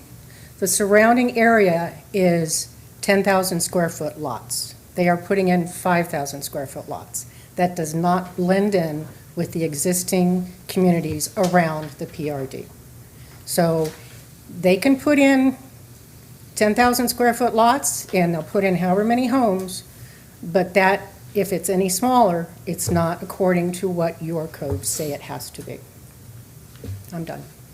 Thank you, ma'am. We appreciate those comments. Other public comments? Don't be shy. We're all one big happy family here. Except for whoever's water you just knocked over. No, they're mad at you. Oh, it wasn't even you. There you go. Good evening, Commission. My name is Katie Stakely. I live on, and my family, we live on 232nd Terrace, which is one of 3 entrances into Newberry Oaks. And if you've been into that neighborhood, you would probably agree one of the main entrances to that neighborhood. A very conservative count. I did not come as prepared as Ms. Clark. I just used Google. To a conservative count of the number of homes that use 232nd Terrace as an access to their home is approximately 113. I would like to see an actual study done to find out the traffic on 232nd Terrace. So as you can imagine, this road stays busy. Our main concern is the impact of this planned development to the existing neighborhood. You're not adding on to Newberry Oaks. You are creating a new community whose only access road to and from use the streets that run mere feet from our yards and driveways where our children play, ride their bikes. It's not only an increase in the construction traffic, which I originally thought would have just been a limited amount of time, but no, it sounds like that's going to be an ongoing thing as people buy their lots. New construction will come in, creating this increased traffic for the community. But it also increases the daily residential traffic as well as other resources needed to serve that neighborhood like buses and emergency services. At the zoning meeting, there was discussion about meeting the current aesthetics to the surrounding neighborhoods. And while the townhomes did not meet that standard, the lot size also does not meet that standard. And in closing, sorry, I wrote my notes and then I got up here and got nervous. In closing, please think about the considerable impact to this existing neighborhoods, its residents, your citizens, and your city's resources versus the small gain from the city through allowing the rezoning. Thank you. Thank you, ma'am. Other public comment? Come on down, ma'am.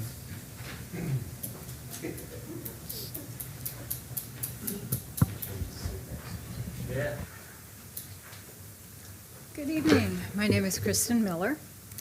I did not attend the first meeting, rather I watched it on the internet. I just heard it, so there, I think you're on now. Yeah, I watched it on the internet.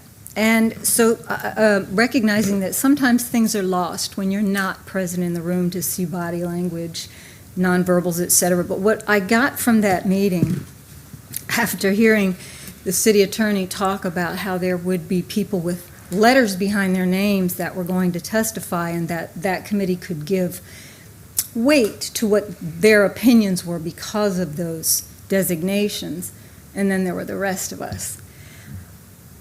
It rubbed me a little bit wrong, but I listened, and I heard people with letters behind their names say so many different things that just contradicted each other.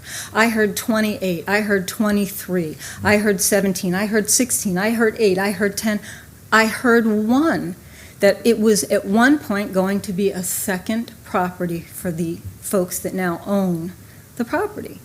And so I wonder, how did we get to this place where we're being asked, the residents of Newberry Oaks, to absorb all of the traffic, the building, the vehicles that are going to come through 11th. I wonder, how did we get to that place? And at times, it was even stated that, well, they have property rights now, and hallelujah, they do. That's the American way. And so what I'm asking is, yes, they have property rights, which after many sessions of teeth pulling, we heard that under current guidelines, 8 to 10 homes would fit there. And so I say, okay, let them build the 8 to 10 homes. They brought that property, they purchased that property. There were no surprises. The easements were there, the property's in the condition that it's in. And so to ask the residents of Newberry Oaks to absorb the cost, because then it was stated that it wasn't cost effective to just put 10 homes there. That's not the responsibility of the Newberry Oaks residents. If I buy something, if I extend myself, that's my responsibility. And I don't put that on other people. So all that I ask is, as you deliberate, keep in mind that, yes, these folks have the ability to put 8 to 10 homes there. Nobody's asking them not to do that. What we're asking you to do is to consider those of us that have made that little hamlet our home, and we love it. Thank you. Thank you, ma'am. Come on down, sir. My name's Nicholas Villano. Well, pretty much I'm not going to waste too much time. The three ladies ahead of me kind of summed up what I wanted to say. But living in the corner, I want to say probably about 90 feet from my house, so when I let my dogs out and drink my coffee in the morning, I see ahead of me what's pretty much how high is the building? 35, so pretty much a townhome basically behind my house. So it's a little upsetting to see that, how it is. And then everybody knows 232 is a very busy road. And the amount of traffic, I mean, last week I was running late for work and I had a tree service in front of me and I had to actually cut down 4th to get out. So the being developed in this area, how are they going to combat with the traffic, really? EMS, everything like that, and how is a neighborhood like that, where the area, how is 2 cars fit on that lot itself? And there's no connecting streets, it's just in and it turns from the map, I believe, was the diagram. And then how are we supposed to, as a community, what is it gonna do for our property value? I mean, it just kind of like targets everything all the way around. I moved out of Ocala because it started becoming overpopulated as a city. I wanted a simple life to raise my son. And now it's just, Newberry's kind of turning into a joke. It's turning into like the Gainesville. If I wanted to live in Gainesville, I lived in Gainesville and paid their property tax. If that's the case, then, I mean, it's single family home for a reason. Can we leave it like that? I mean, really, that's all I have. Thank you. Thank you, sir. Other public comment? Come on down. Anybody in a Florida Gator shirt is welcome. Anybody who's not a Florida Gator, War Eagle. Thank you. Mike get out. Cucciano, for the record. I can spell that for you later if you need it, don't worry. Excuse me. Just a couple of points to underline for the committee. One, thank you for the opportunity to have an open and public hearing. I've lived places where it's much, much harder to actually get in front of the deciding body, and so I appreciate the opportunity that we have to come forward. So as a relatively new member of Newberry Oaks, been there about a year now, I've absolutely loved living there. So there's a few things I want to highlight. One, none of us are saying we don't want any development back there. Right, like they own it, it's their property right, they have the ability to build there, that's already built into things. We just don't want it changed to the 5,000 square foot, right? So the smaller lots, for all the reasons we talked about before, blending, to make sure it matches what's already there. We just do not see the need for Newberry Oaks to absorb this change on their behalf, right? All of that was in place and known when the property was purchased and everything laid out there. I love that it's a local builder, right? I've spent my life dealing with national builders. I love that it's a local builder. I think that's a beautiful thing, and I'm so glad that they are wanting to develop and contribute to Newberry. There's just no need to change the rules.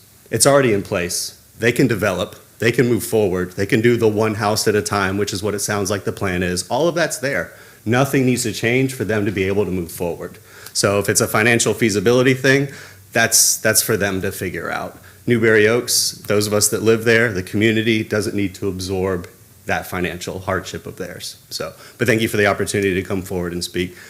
Just wanted to underline what everybody else has already said much more eloquently than I. So thank you for your time. No, you did great. We appreciate you. Other public comment? Yep, come on down, ma'am. Good evening. Sophie Lancaster, and I here just representing myself and my husband. We are the ones who purchased the property last November from the previous owner who also developed the neighborhood.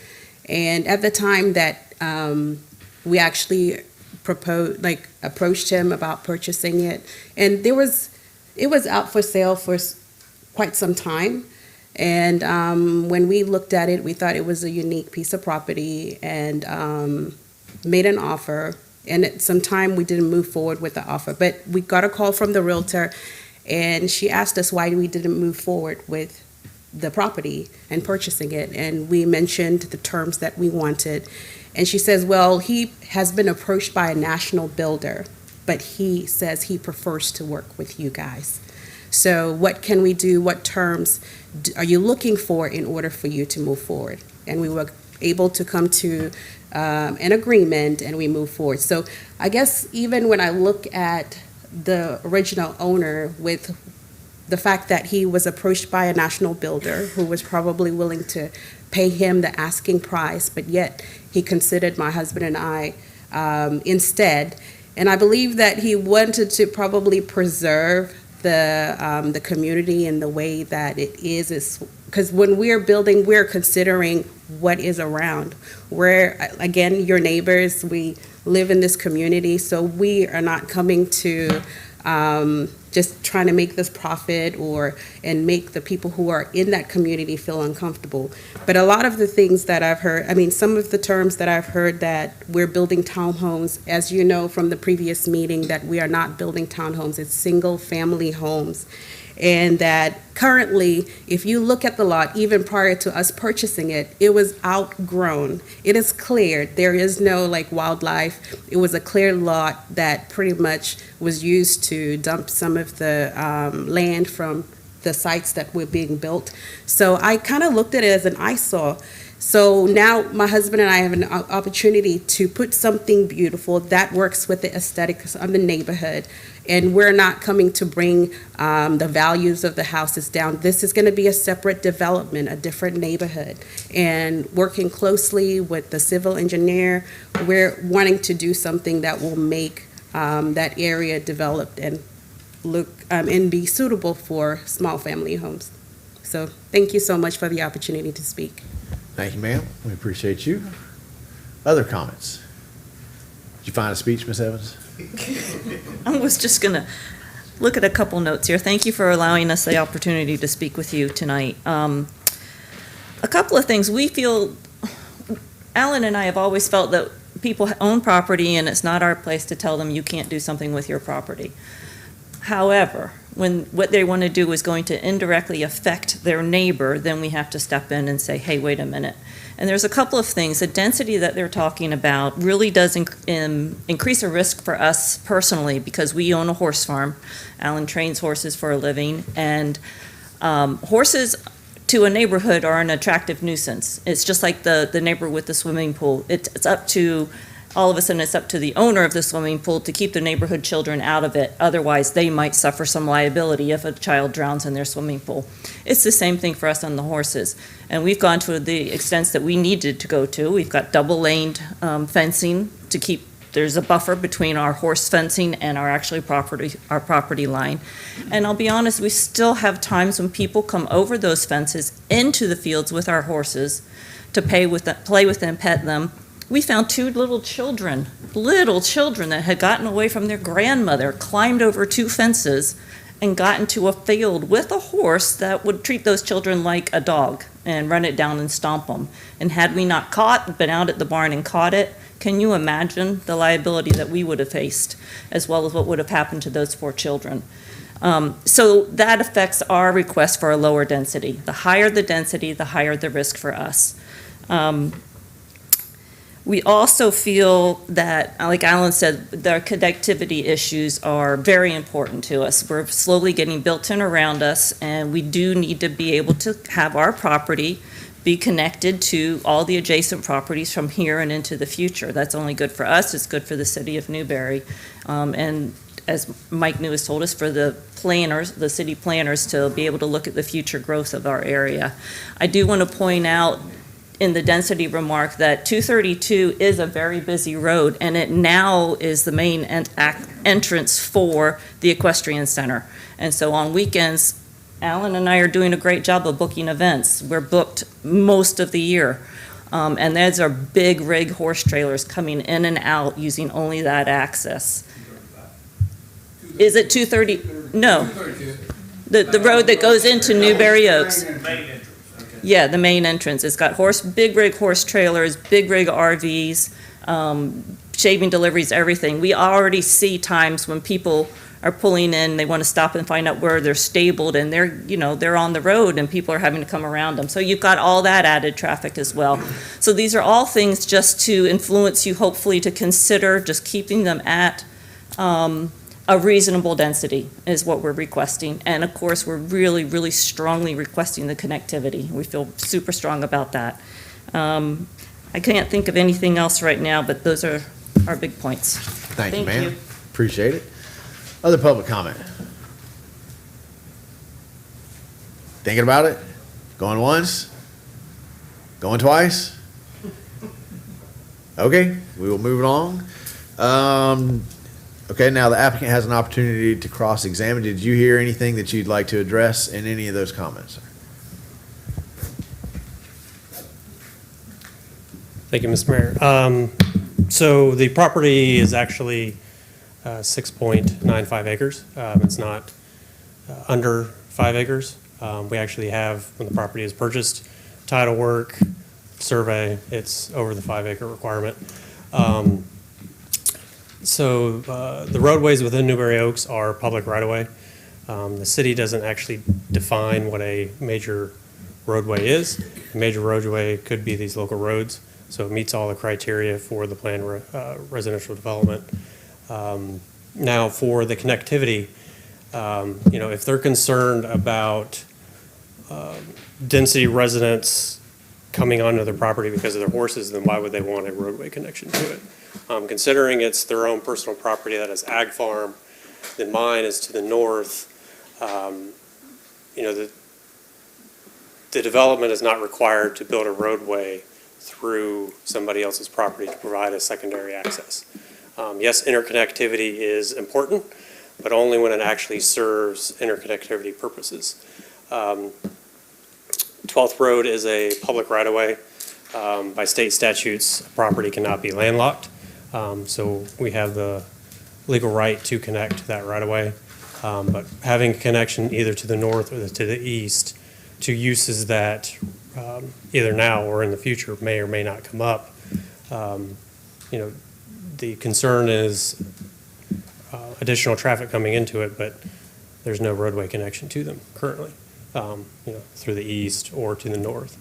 And then in those discussions with planning staff as well, this isn't an area that's viewed to have future interconnectivity. So just appreciate your guys' time. If you have any questions, us or staff will be more welcome to answer. We're almost there. Almost to questions. JP, will you come down? And as part of the cross-examination, can you confirm or object anything that was just said? Let's start with By Chris Potts? Yeah, let's start by some of the comments. So let's start with the easements, right? In my understanding, just because the company has an easement, I still own the land. So one person is saying, well, no, the buildable acreage is under 5, but the landowner has just under 7. So what's staff's view? Correct. So we actually looked up the property appraiser, and what Ms. Clark is referencing is the taxable area of the property. Apparently, Alachua County is not taxing for those lands encumbered by the Duke Energy easement that runs across the property. And so the totality of the property is actually 6.95 acres. However, they're only being taxed on 4.6 of it because they can't use the rest of it. Right. Yeah. They always do that. Yeah. And the second one was the roadway, because we've had that conversation before too. So, and it is a vague statement, right? You have to connect to a roadway. So whether it's 10 or 16 lots, is 12th considered an adequate roadway to connect? So this development's proposing 17 PM peak hour trips for the units that are there. That road definitely has the capacity to absorb those 17 trips. The connection to that road, it is our understanding that it's adequate. It's our determination that it's adequate for what's being proposed. If we were looking at a much larger planned residential development, we'd probably look for more adequate access. But because this is staying within the allowable density, actually significantly lower than the allowable density, it's consistent. And, okay. Yeah. On those two fronts, that would be consistent with expert testimony that we've had in the past. The applicant then also just said that staff agreed that connectivity wasn't desirable there. Did you have a conversation with the applicant and give him the idea that connectivity wasn't desirable there? Let me see if I can find a better. The cost of road construction at the moment is at an all-time high. Yes, single-family homes are also selling for a lot of money. The cost of constructing a road would completely shadow whatever margin of profit they would make on this. It would just be unreasonable. And given the small amount of development that's going into the site, the necessity to construct a road there is just not there. And I'm confused though, because in yeah. the past, we haven't necessarily told an applicant that they have to construct the road. Mhm. As it is now, it's just a grass path, right? Yeah. So if we wanted connectivity, that wouldn't necessarily be a mandate that they had to pave and curb and gutter it right now. It would Mhm. just be that you have to leave the access point, Oh. which is what we've done. I'm sorry, I misunderstood the question. Definitely, the connectivity, the stub outs are there. So that grade, That's the stub out to the existing road. We're talking about stub outs to the north, to the east, behind it. Is that correct, is that so that is a stub out? yeah, the top is the north lot line, that's a stub out, and on the east, that's also a lot line, and that's also a stub out there. So we've had to miscommunicate. Let's go back to the overall. You're saying with the application, the way it sits right now, the picture that shows the aerial view, I will not only have the existing entrance and exit back into Newberry Oaks, but I would also have two additional, I'd have one to the north and one to the east. For future connection. For future connections. Definitely. That's there. Yeah. Okay, because that's what the P and Z asked for, I thought fairly, Mhm. and just to correct, nothing that comes out of the P and Z is set in stone. P and Z is a recommendation board, they hear, right, and they tell these guys, the commission, what they think should happen, right? But it doesn't mean that these guys won't disagree, right, have different evidence, so that connectivity is there. Yes. And are we saying to those folks that they do have to lay the road, or are we just saying you have to leave an easement so for a future roadway to be laid? Within their property, they are constructing down. to their property line. Okay. Okay. Any other thing that you want to cross-examine? I have none unless there are questions from the board. We're almost there. Member decision-making body, do you have any questions of staff or the applicant? Commissioner Farnsworth? Explain to me once again, how much land the homeowners or the property owners own, and how can we come up with two different figures? So the overall site is 6.95 acres. The easement that runs east-west is about 150 feet wide. The remainder of that is approximately 4.6 acres, and that's what's being developed. The actual, once you put in roadways and whatnot, it leaves about 2.2 acres that can actually, you can put a home on. And that's why the lot sizes are what they are, is to take advantage of some of the densities that's there.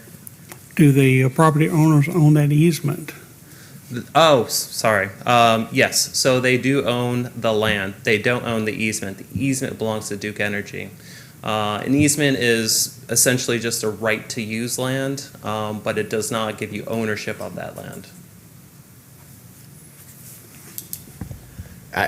There's been a couple of, and one resident mentioned how confusing the P and Z was, and I agree, and it's because we spent a lot of time talking about what it's zoned for now, and if you had set 6.95 acres of developable land, how many houses could be there, right? There's that one issue. It's kind of an irrelevant issue because the Duke easement means that you don't have 6.95, right?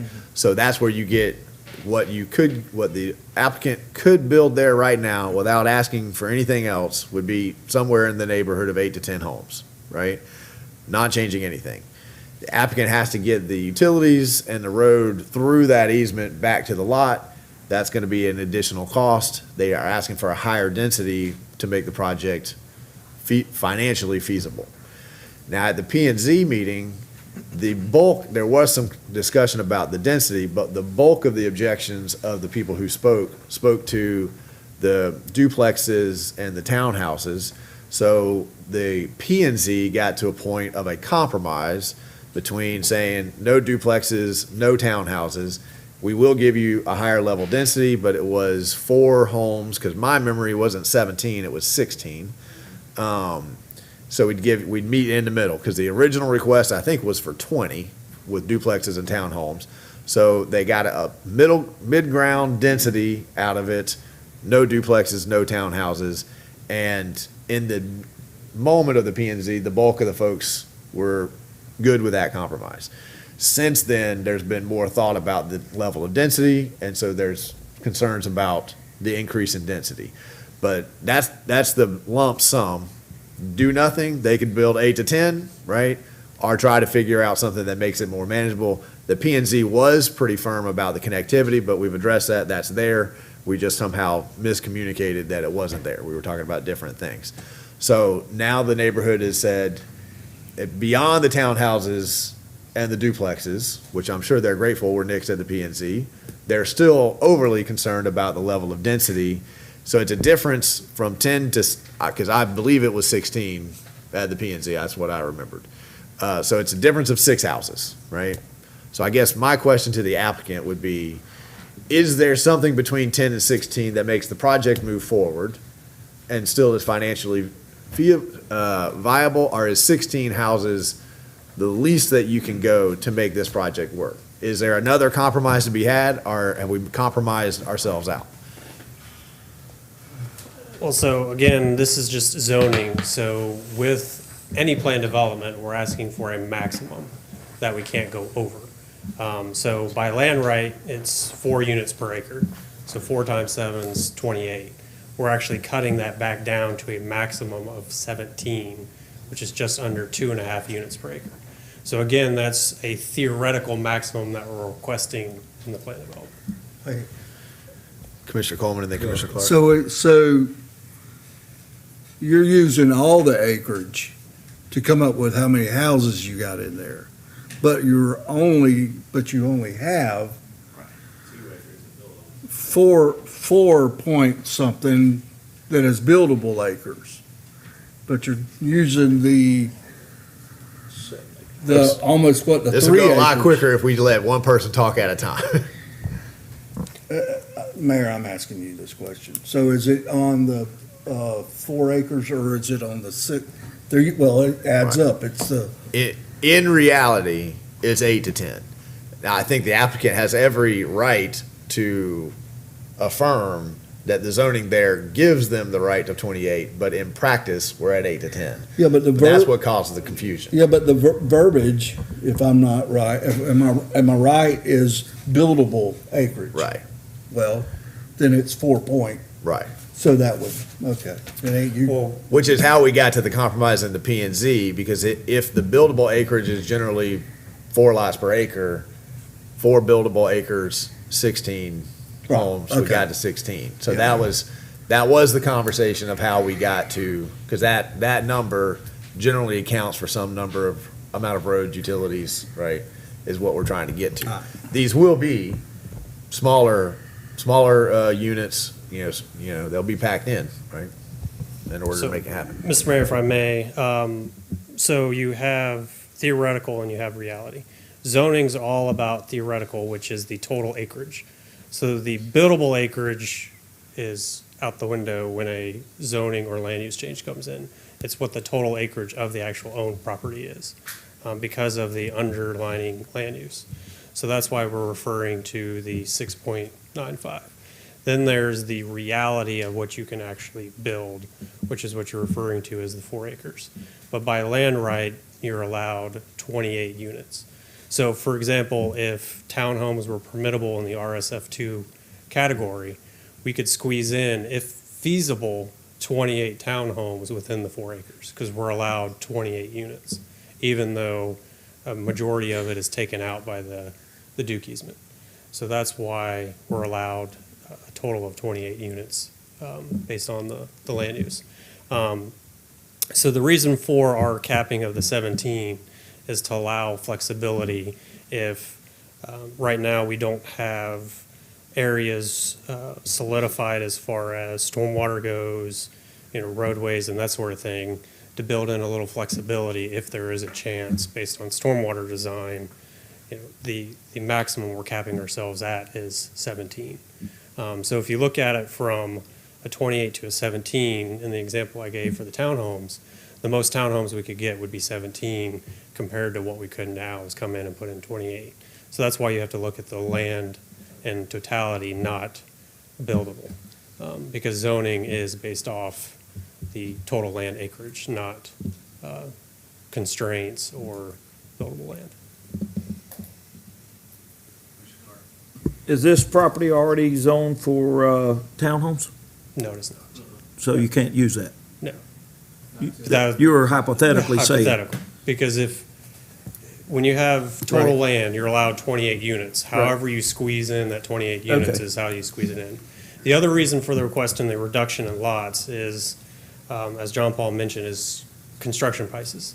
I mean, yes, more houses, people think, oh, you're gonna make more money, but in reality, that's not the case. Construction costs are going up. They want to, the owners and developers want to build something that's, middle class, affordable, and those are turning into the 5,000, 6,000 square lots. Most people in these day and age, anything larger, you're getting up to 400,000 to 600,000 for a house.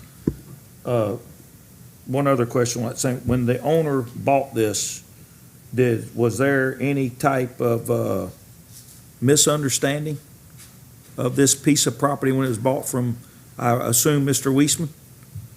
Was there a Misunderstanding pie in as the far sky that said you could build 28 houses and then you come to figure out that there's the line through it and we couldn't build 28 houses? That I cannot answer unless, Sophie, was that, anything like that conveyed to you? No. Okay, that's all I got. Other questions for the applicant or staff? Commissioner Farnsworth? Just for me to be clear, okay, the 6.95 total acres is what we rezone. But when it comes to actually the development itself, it's only going to be on, 4.12? So does that not fall, that doesn't fall into our regulations as far as it needing to be 5 acres? No, it does, and I applaud the homework, but when I give somebody an easement, I don't sell them the land. So the applicant owns 7 acres. The applicant gets to count that land, right? The city of Newberry, we buy easements from people all the time, right? And they are generally very vehemently clear that we did not buy the land from them. We have the right to access it to get through, but we don't own the land. Same thing has happened here. She owns 7 acres of land, right? So she's rezoning 7 acres of land. Duke owns an easement through her property that she still owns. So we can't discount because she's given an easement. We have an easement through the Evans property to access Canterbury, right? They would say, nope, we still own that land. You just have the right to access it, use it. So an easement doesn't give up your property rights. She still gets to claim 7 acres. Yeah, but I got an argument about that. Hang on one It second. does give up your property. Hang on one rights. second. But we have easements in the city that we have deeded over to property owners, so, I mean, that's not totally true what you're saying then. I don't follow You that. can't build on it. Right, I've given up one, I haven't given up my right to my property. I've sold out my ability to develop that property, right? So, and I think that's a valid point, and if the applicant can make the hypotheticals, right? That got us real confused at the P and Z. The way I see this is the zoning right now, 8 to 10 houses. Is there any higher level density you guys are comfortable with to move the project forward, or is it 8 to 10 houses? That's the quasi judicial question in front of us here today, right? Okay. Throw all the hypotheticals, townhouses, what I could build, all that kind of stuff. For clarity's sake, the applicant doesn't even have to be here to build 8 to 10 houses. They just move forward and build 8 to 10 houses. They're asking for a high level of density to make it financially feasible, right? It is a PD, which gives us the right to go back to the applicant and ask for sidewalks, nicer neighborhood, whatever it is we want, to ask. So the PD is more flexible there. But all we're deciding here today, 8 to 10 are, what are we more, is there a higher number that we're allowed? I heard the P and Z say 16 because it was 14 single residential, 1 townhouse that had 3. We took away the townhouse, and then the applicants thought they could fit 2. That gives, I don't teach math, but 14 and 2 would be 16 lots. So now the question today is, is the commission comfortable with 16 lots, or is there a number in between, or do we just stick to the 8 to 10? Mr. Jones? Mr. Mayor, just as a clarification for Commissioner Coleman and Commissioner Farnsworth, all over Newberry, you have lots that have PUEs that incorporate the frontage of them. Whatever the width of that PUE, whether it's 8 foot, 5 foot, 10 foot, that's incorporated in the square footage calculation to ensure that you have the minimum lot size. So it's not unique to this property. PUEs count as far as your calculation. So in this case, Duke's easement is basically a PUE and counts in that calculation towards the acreage, buildable or not. If you had a lot in Newberry Place, there's areas there that's got a 5 foot PUE all the way across the front of it. You can't build anything in that PUE, but it goes to the calculation of your square footage of the lot. Yeah, well, perpetual easement, which I get my COVID mind right here. It was 3 years ago, they went in, the state of Florida said, okay, perpetual easements, there's nothing can be done on it. And they took them all off the tax roll. To me, that's just a dead space. Can't do nothing with it. They really probably don't want you around their poles. So that's why I'm looking at, that's. Yeah, I'm kind of amazed to hear actually that Duke agreed to a community garden underneath it, because normally it's stay off my easement, I don't want to be around So it. I'd say however they negotiated that was pretty impressive. Any other? If I can. Yeah. So with Duke, you're allowed to go up within 25 feet of the poles. So you can have, they just recently changed that you can't have stormwater in their easement. In the past, they allowed it.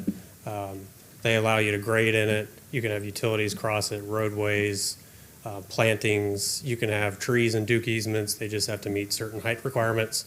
As long as you stay away from the poles within 25 feet. In addition, the RSF2 zoning that is currently there also has some other uses that are allowed. One of them is group housing.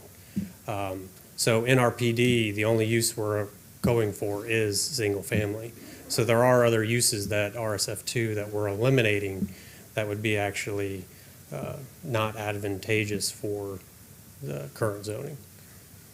Thank you, sir. JP, if the P&Z's recommendation was 16, how did we get here tonight with staff's recommendation of 17? There wasn't a clear number stated. It was simply to remove the attached single-family housing, which was the I stated it townhouse. myself. I said 14 plus 2, that's 16. We're all good with 16. I said we could have ended the night right there. I can go back and review the tapes Okay. and bring that back as part of the second reading, a clarification on the number. I mean, I'm not sure that this board is even comfortable with 16, but Yeah. I felt it was pretty clear that night that we had removed the townhouse, which was 3. Mhm. We thought we could fit 2 in. That was 16. And that kind of moved the night. We were deadlocked until that number, right? And then we moved through because we got rid of the duplexes, the townhouses, all that was gone. It was late, so Yeah. no harm. I'm not pointing any fingers because Yeah. it was probably 11:30 at night. But that was the moment that finally got us, moving forward.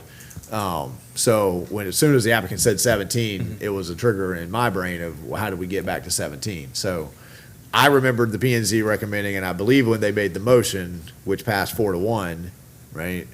It was on the belief that the compromise was 16, no townhouses, no duplexes, not 17. So we got the connection, miscommunication figured out. I think that P&Z recommended 16, but I can't speak to whether they would have recommended 17 because that wasn't I believe, what was in their mind when they took that vote. Any other questions? Yeah. Commissioner Maison. So the 8 to 10 houses that she could build now, is that going with the lay of the land, like what they already have? And if so, why wouldn't Wiesman build? I can't speak to Wiesman. 8 to 10, I'm not sure about whether that goes with the lay of the land, like you mean. Like the rest of the neighborhood, that whole lot was his property to build on, correct? Right. Right, so he did phase 1, 2, whatever it was. that one sitting in the corner, if you could build 8 to 10 houses, how come he didn't build 8 to 10 houses? I think that the cost to get the utilities through that easement ended up being prohibitive, right? Do you have an answer? Yeah, Mr. Mayor. I'm gasping because I don't know. I had worked for a number of years with the previous owner, Mr. Weisman, on different options that he was trying to attempt here. And basically, he chose not to go through a rezoning request process like this one to try to. And just to be clear, we're not the applicant's not actually asking for any increase in density over what would be allowed under the RSF2 zoning district category that already has. What they're asking for is the ability to construct lots that are small enough that you can actually build houses within that. If you were stuck with, if they were stuck with the RSF2 zoning district they have right now, because of the unique layout of the land, both the triangular shape of it as well as the 150-foot easement that runs through it, if they were required to maintain that 10,000 square foot lot with a minimum lot width of 85 feet, I think you measured, when Gary Weisman measured it out, you could only get 3, maybe 4 lots, if that, configured in there, and that was not enough to actually be cost effective to run the utilities, pave the roadway out to it, and everything else. And so what PRD actually allows is for the potential developer to build smaller lots, two smaller lot sizes, which allows you to increase the number of units, not the overall density that's even already allowed, just increase enough units that it actually becomes financially viable as a project. Okay, Brian, you just said it in a way that made it make a whole lot more sense to me, because this is actually a really important point that blends over into some other things that we've been talking about. Density is the number of people, right? Clustering, right? So what the applicant is asking for is, give me the same density that I already have a right to, let me cluster them in a different way. I think that is an important legal distinction. So does everybody follow what Brian just said? Because that changes what I think, what Chris has been trying to get through. Brian just was able to articulate it for me anyway, right? Because we do have, when most of us think about density, we think about numbers of people, right? The PRRD that we've been thinking about, that's their main argument, is I'm not changing the density, I'm clustering the density on one part, right? He has a right to a certain density, he's asking to cluster that density in a different way. So this would lead me back to a question, you can defer this to JP or you can take a crack at it, because people say, well, the smaller lots don't blend, right? And so that doesn't meet our standard of blending. That's not quite how I understand blending. I understand blending as terms of architectural styles, but we have lots of neighborhoods that have phases. They have smaller houses, they have larger houses, smaller lots, bigger houses, and they have a mixture in between, but they are blended together, right? You're absolutely right, Mr. Mayor. Compatibility with adjacent properties does not entail building exactly what is in those other areas. It means that you're not putting something that's that's greatly out of character, say an industrial use next to a residential use with no buffering in between. In this instance, you're going to have probably the largest buffer in the city of Newberry at 150 feet from one property end and one property line to the next because of that Duke easement. And so you actually have a substantial amount of buffer area of open space in between for a relatively small number of properties that are going to be built at a smaller size, but still not at a size that's less than what you're seeing in other neighborhoods that have already been constructed in Newberry. Okay, Commissioner. The side setback is going from 10 to 5 feet, right? Yes, sir. So, I mean, that's putting them in there pretty tight. Mr. Mayor, it's no different than the standard that we have allowed in Oak Park, some Newberry Corners, some of Avalon Woods. If you remember, Commissioner, we've changed that to the new model because every time somebody comes in, all they end up doing is asking for a variance because they put a shed in the back. So we said, well, what's the setback? And we said, let it be that. So it's 5 foot on mine, 5 foot, 10 foot for the ambulance or the fire truck to get through. So that's become the new the new model.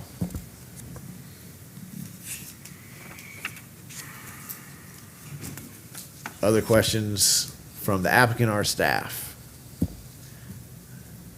And I don't think I quite heard an answer from you, Chris, and it may be that you can't give me an answer, but is there a minimum number of houses you got to build to move this forward? Is there any wiggle room here for the neighborhood? Because the neighborhood is not happy with 16, right? These guys have to listen to the evidence. We get that, right? But it's always good in a small town to try to figure out, is there 15 we can move forward, 14 we can move forward, or have we already hit the rock bottom number before the project just stalls?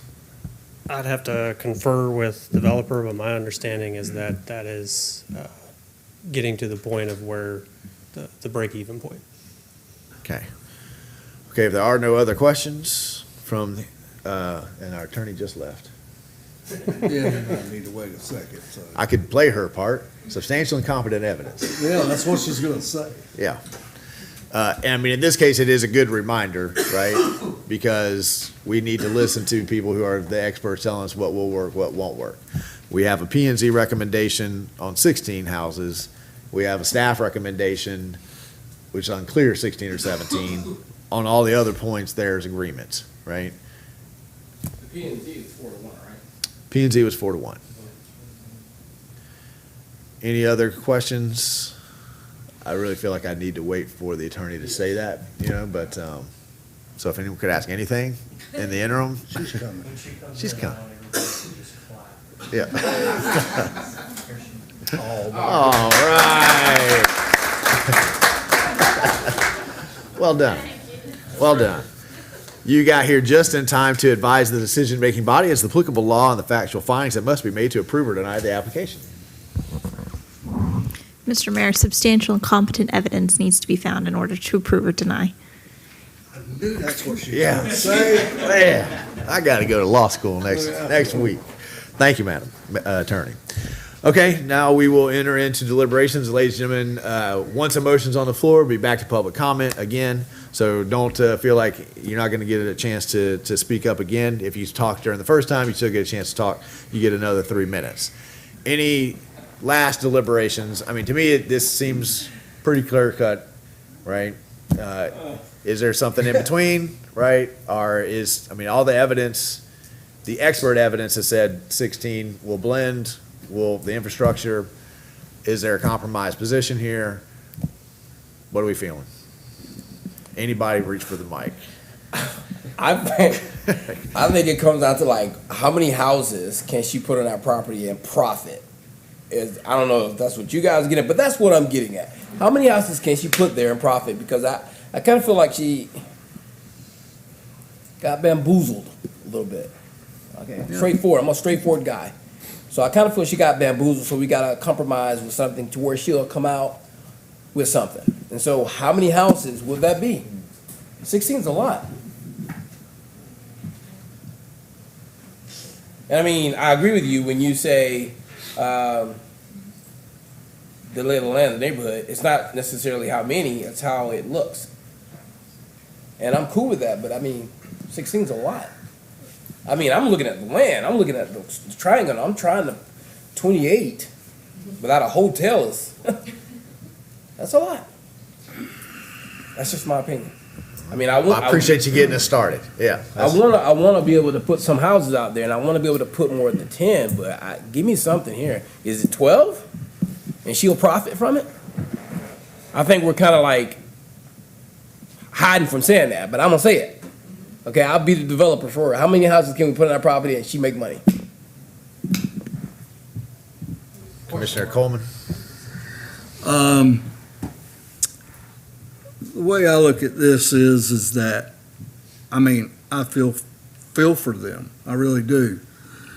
But you got, 300 people that are living in the neighborhood that's been there and that's established, that have been there the whole time. And now you're going to say, okay, well, we're going to 16, we want 18. Well, you're just going to pack them in there. And I'm sorry that this is happen to them. But if they go with the standard of number that they really can put in there by the established lots that are conforming with the neighborhood, it's a no-brainer. And, you know, they're just gonna have to make it happen. And, because I'm gonna be, I'm not for the 8 or 10 like you've been saying I'm for. But to go in there and just pack it full of houses, I'm not for that at all. Commissioner Farnsworth? Yeah, I had the same sentiment as Commissioner Coleman does on this. I think 10 houses is plenty in there. Okay, so I've got 1 willing to compromise, 2 that say leave the, and the question before us tonight is change the zoning or don't change the zoning. So my attempt to find out if there's a compromise, that would really have to come from the applicant of being willing to sort of change the request.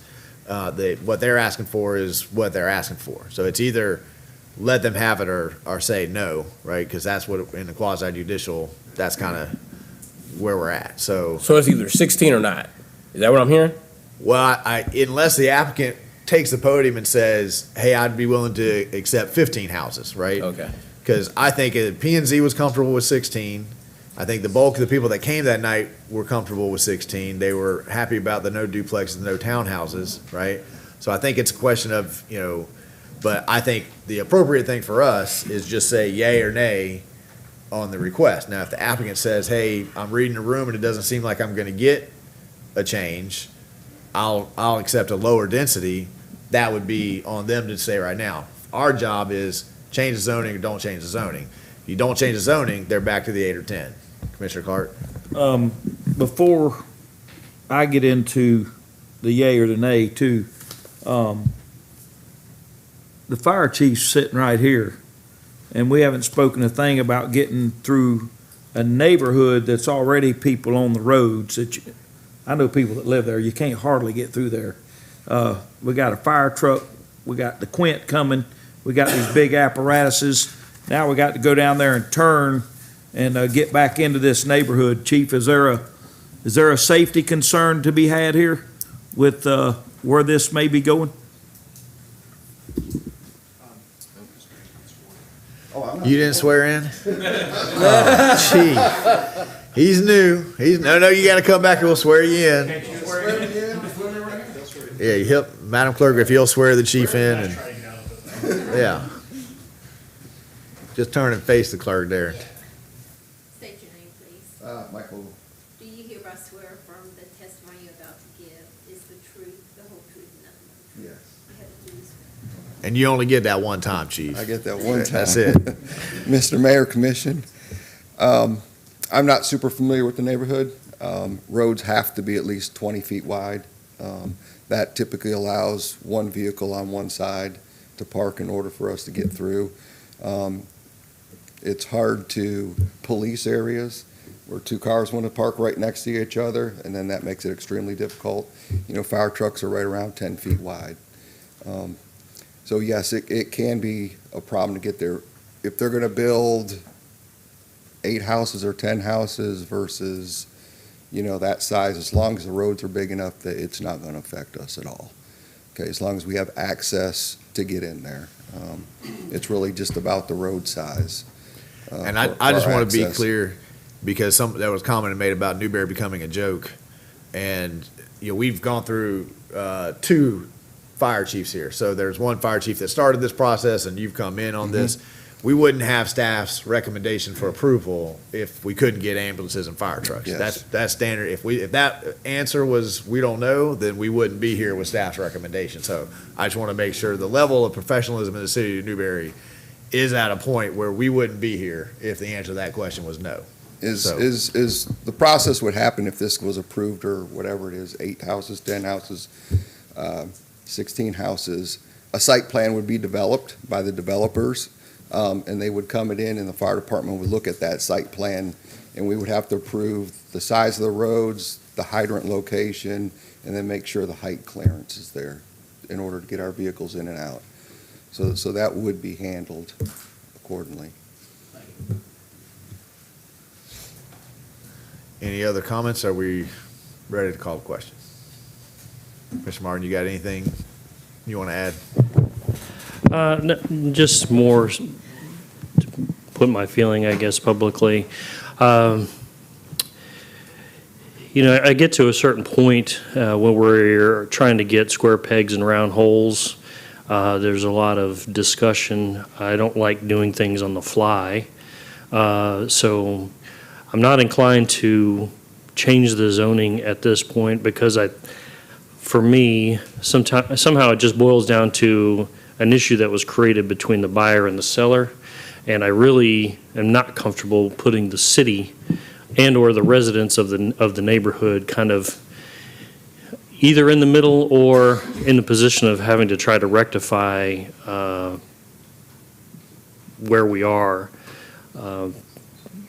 at this point. So I'm not inclined to change the zoning at this time. JP?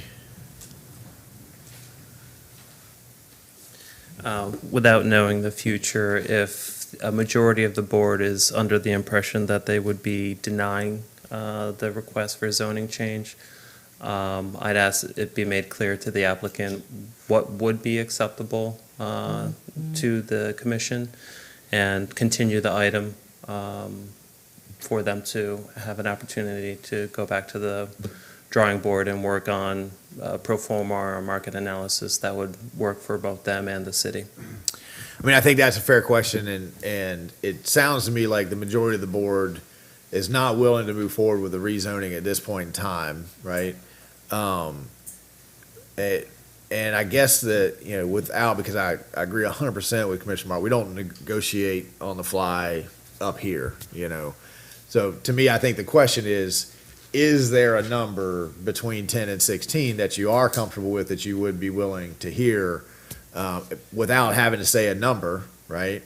Just say, you go back and rework the numbers and tell us how it's all going to fit in and, you know, how it's going to blend, because I think that is, I agree with Brian's definition of blending, but it does seem to me like one little spot that's not blending very well, right? The architectural will blend, all those kinds of things, but it seems displaced from the neighborhood because of that buffer. How would we tie that in? How would we make that out parcel integrated with Newberry Oaks so that it actually feels like a neighborhood, right? And not an add-on, right? How would we work on that blending part? I think the applicant certainly has a point to make about the density is actually less than what they have a right to. I want to be fair to the applicant that we understand that point. If we could figure out if the applicant could figure out a way to blend it, is this an application that you're willing, or do you feel like the zoning is the zoning, that's what was approved, and that's what we should stick with for the foreseeable future? Yes. The second one, Commissioner Martin. I mean, my bare minimum is really just to kind of leave it where it is. I don't mind taking a look at something else in the future. I don't want to completely take that off the table. But I even feel like if we start, well, is there a number between 10 and 16, we're kind of starting to tipper into negotiating on the fly, and I really want to stay away from that personally. Any other thought, Commissioner Clark? I'll agree with Commissioner Martin on that. Negotiating on the fly ain't good for none of us, but as you know, as me personally, I want the bigger lots for the city. I said it when I became a commissioner. So reducing these down in a neighborhood that's already been built out, I don't feel like it's the right thing to do to the residents. Okay, and just because I wasn't suggesting that we say a number, that we negotiate, just give the applicant and our staff, is there a future conversation to be had that they would go and negotiate and then come forward? There's time, money, energy expended in getting to this point, right? I think it's fair for the applicant to be able to ask, you know, is there any reason for me to come back if I can change it? I think though it's unfair about that question is it's always, like we can't say what we would say until you present that to us, right? I feel like we're kind of getting to the end of this conversation. If someone wants to make a motion. Make a motion to table. Well, I don't think it's a motion to table at this point. I think it would be a motion to deny at this point. Motion to deny. We have a motion to deny from Commissioner Clark, a second from Commissioner Farnsworth. Any comments or questions on the motion on the floor from the dais? I see the zoning guys going for the podium. I feel like there should be a caveat of Mr. Mayor, future entertainment. that's why Jean-Paul made the suggestion to give the applicant to come back. If you deny, then it's done, and the discussion ends. If you table it, it allows for future discussion. It can be brought back. Okay, but if it's tabled, then this is still our starting point, right? The work has been done, it's still a starting point? If it's denied, then they can't use any of the work? If it's denied, there's a 12-month period of time, I believe, before they can come back and request a rezoning. Okay. Does that change your, would Yes. you like to amend your motion? Yeah, I'll amend my motion. Then, so is the motion to table it? Table it. My motion is to table it. I rescind back up on the denial. Okay, do you amend your second? No. No? Okay, do I have a second to table it? I'm tabling it. Okay, I have an amended motion from Commissioner Clark to table this item. I have a second from Commissioner Mazan to table. That gives the applicant 12 months, okay? Yeah. To figure out. Any comments or questions on the motion on the floor from the dais? Public comments or questions on the motion on the floor? Come on down, you get a brand new start. Yep. Sorry about that. I'd just like to point out, because everybody's talking about density and comparing to other developments that are in the city limits, how many of those are this small and have over half of the land within their development that they can't build on? I think that's a good point. And we are not trying to stop this, but the quality of building to keep Newberry Oaks happy and us happy, and the fact that this is being crammed in. So, I mean, I like what you guys are, it's been a great conversation, and thank you for listening. So, Absolutely. Other public comment? My question would be, if you table it, how will the residents of Newberry Oaks know, other than checking your agenda 3 days before every meeting, if this will be discussed at your commission meeting again, and when? You can sign up for Newberry Inform, and then you get emails automatically. If you download the app, you get notifications pinged to your phone. Sometimes we drop carrier pigeons messages around every periodically. There's about 5 or 6, but I think everyone in your neighborhood automatically gets an email. What are you saying, Jake? I don't know that sign language. Mail-in notice. We'll have Letter. okay. Yep. So a new Thank letter you. will be sent. In Newberry, we come knock on your door. I mean, we offer like Well, half come a on dozen in. ways. Right. Other public comment.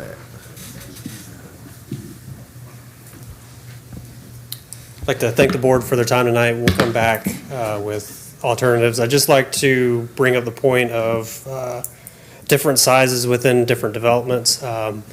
Town Center has, I think, 40-foot wide lots, 60-foot wide lots. They're all integrated to each other. Some are segregated from others.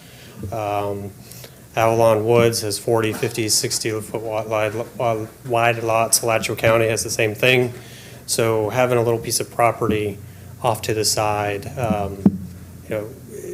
yes, Newberry Oaks is its entrance, but I mean, that happens all over the place, all over the state. So just allowing different uses actually creates character for a city. One other thought too is I know there's a lot of angst about, statements that are made about, there's cows always behind me, I was gonna listen to the cows forever.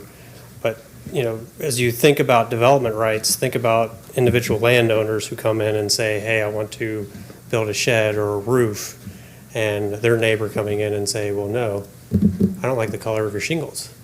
You can't do that. And then I'm stopping. So, it's good to think on, it goes both ways, that just because there's a large landowner or a small landowner, that, neighbors coming in with colors and that sort of thing, it's all opinions on likes and dislikes. So, but appreciate the board. We'll be back with alternatives to answer some of your questions. Thank you, sir. Other public comment?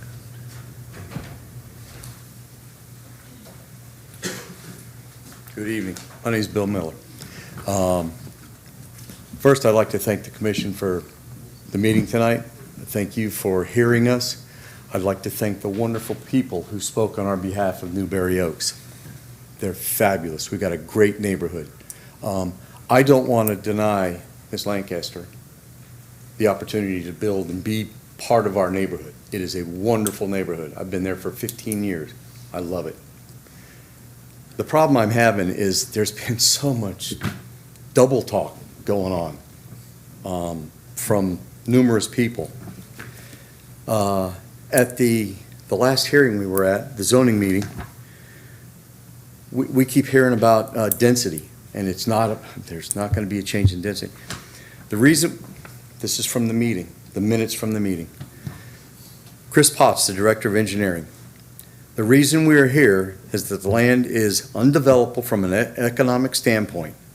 And he also said they're asking for a little more narrower lots to allow for a density increase. And that's what it's about. And we don't want the density. I have no problem with having 8 to 10 new neighbors. I can't see 17, 20, 28 homes in there. The property, the area just can't handle it. Thank you all very much. You've been great. Thank you, sir. Thank you. We appreciate you. Thank you all very much. Other public comment?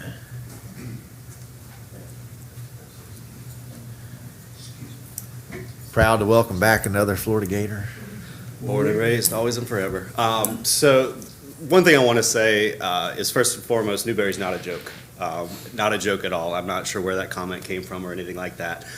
So it's not a joke. Nights like this prove it. And the integrity with which everyone has come forward and everyone has spoken, including Ms. Lancaster, Chris, everybody involved in this process has spoken with integrity, and that I am very grateful for. I just wanted to be able to walk away from this meeting with everybody knowing and hopefully feeling how proud it is to be a resident of Newberry. And I don't mean to be sappy or anything like that, but I moved here from a city way down south, and I moved because I wasn't proud of where I was. And nights like this make me proud to have come back home. And I wanted to take that moment to say thank you. And we do want new neighbors, right? I have been welcomed into Newberry Oaks with my family in this past year. We do want new neighbors. We want it to be just as welcoming for them as it is for me and for those of us that have come in. And to change the zoning, I believe, would actually compromise the ability for the neighborhood to be welcoming in the same way that it has been now. The current zoning allows for that same sort of feel. So Newberry's not a joke. It's a beautiful, wonderful, amazing place to live because of your hard work and because of this community. So thank you. Thank you. Thank you. We appreciate you taking the time to say that. Last call, public comment. Going once, again? Okay, we'll do a roll call vote. Commissioner Maison? Table, yes. Commissioner Martin? Yes. Commissioner Farnsworth? No. Commissioner Clark? Yes. Commissioner Coleman? Yes. Motion passes 4-1 with Commissioner Farnsworth in dissent. Thank you all for coming out tonight. We have another quasi-judicial that will be just as thrilling if you want to stay. But if you want to leave, we'll give you 30 seconds to get out before we start going through all of that again. Thank you for coming, though. We do appreciate you. Thank you for coming. Thank you very much. The guy in the shorts didn't talk. See, and Sierra, I didn't see any new folks come in. Mayor. Right? Yeah. Let's take a 2-minute bio break. Should I drink coffee? Hey, and I'm sorry, that was not me that clapped. The rest of them all clapped. I thought it was. I think that they're gonna ask me questions since those are really leave the room. To me, I was like, This guy. Poor thing. Yeah. Hey, just an FYI, you're not muted. Well, muted. Who is it? Oh, it's Mark.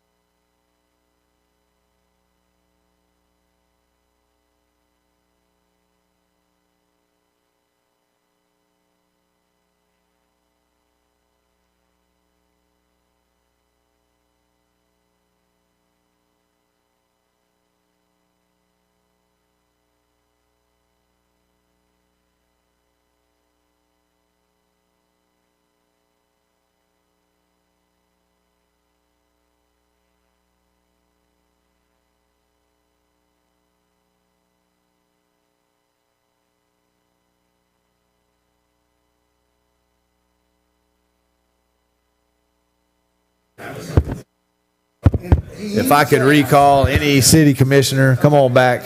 We're going to get back to it. What's his name? That sits here.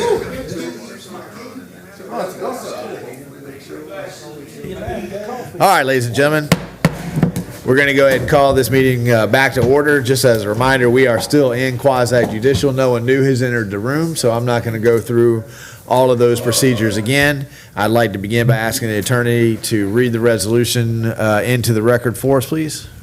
Mr. Mayor, this is resolution number 2022-46/SD22-08, a resolution of the City Commission of the City of Newberry, Florida, approving with appropriate conditions and safeguards the final plat for Countryway of Newberry Phase 5 as authorized under Section 5.18 of the City of Newberry Land Development Regulations in a planned development PD zoning district on certain lands within the corporate limits of the City of Newberry, Florida, repealing all resolutions in conflict and providing an effective date. Thank you, Madam Attorney. Let's do ex parte for this. Commissioner Coleman? None. Commissioner Clark? Commissioner Farnsworth? None. Commissioner Martin? Commissioner Mazon? No, Okay, thank you as well. And go ahead and give us the staff overview. The applicant's not present. Slide right into that recommendation. Thank you, Mr. Mayor. I was going to say the applicant is not present, so it'll just be the staff presentation. Basically, this is a request for final plat approval for the fifth phase of Newberry Town Center, Countryway, at Newberry. It was amended all the way back in 2014 and went under construction.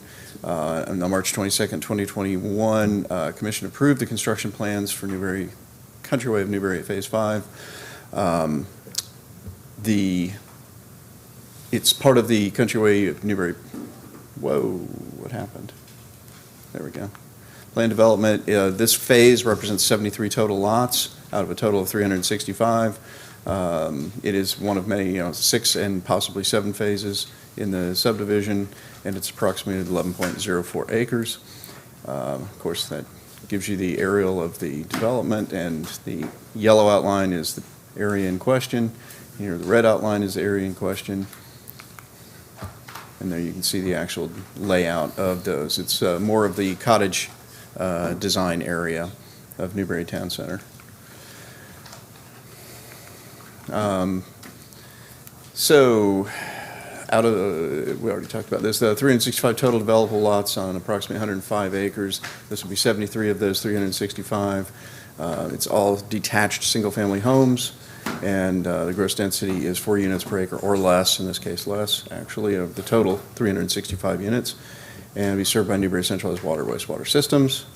The plat was reviewed by EDA consultants, and the applicant responded to comments, made the adjustments, and so this is what Phase 5 actually looks like. That's the overall, and then it's broken into 2 sections for more clarity.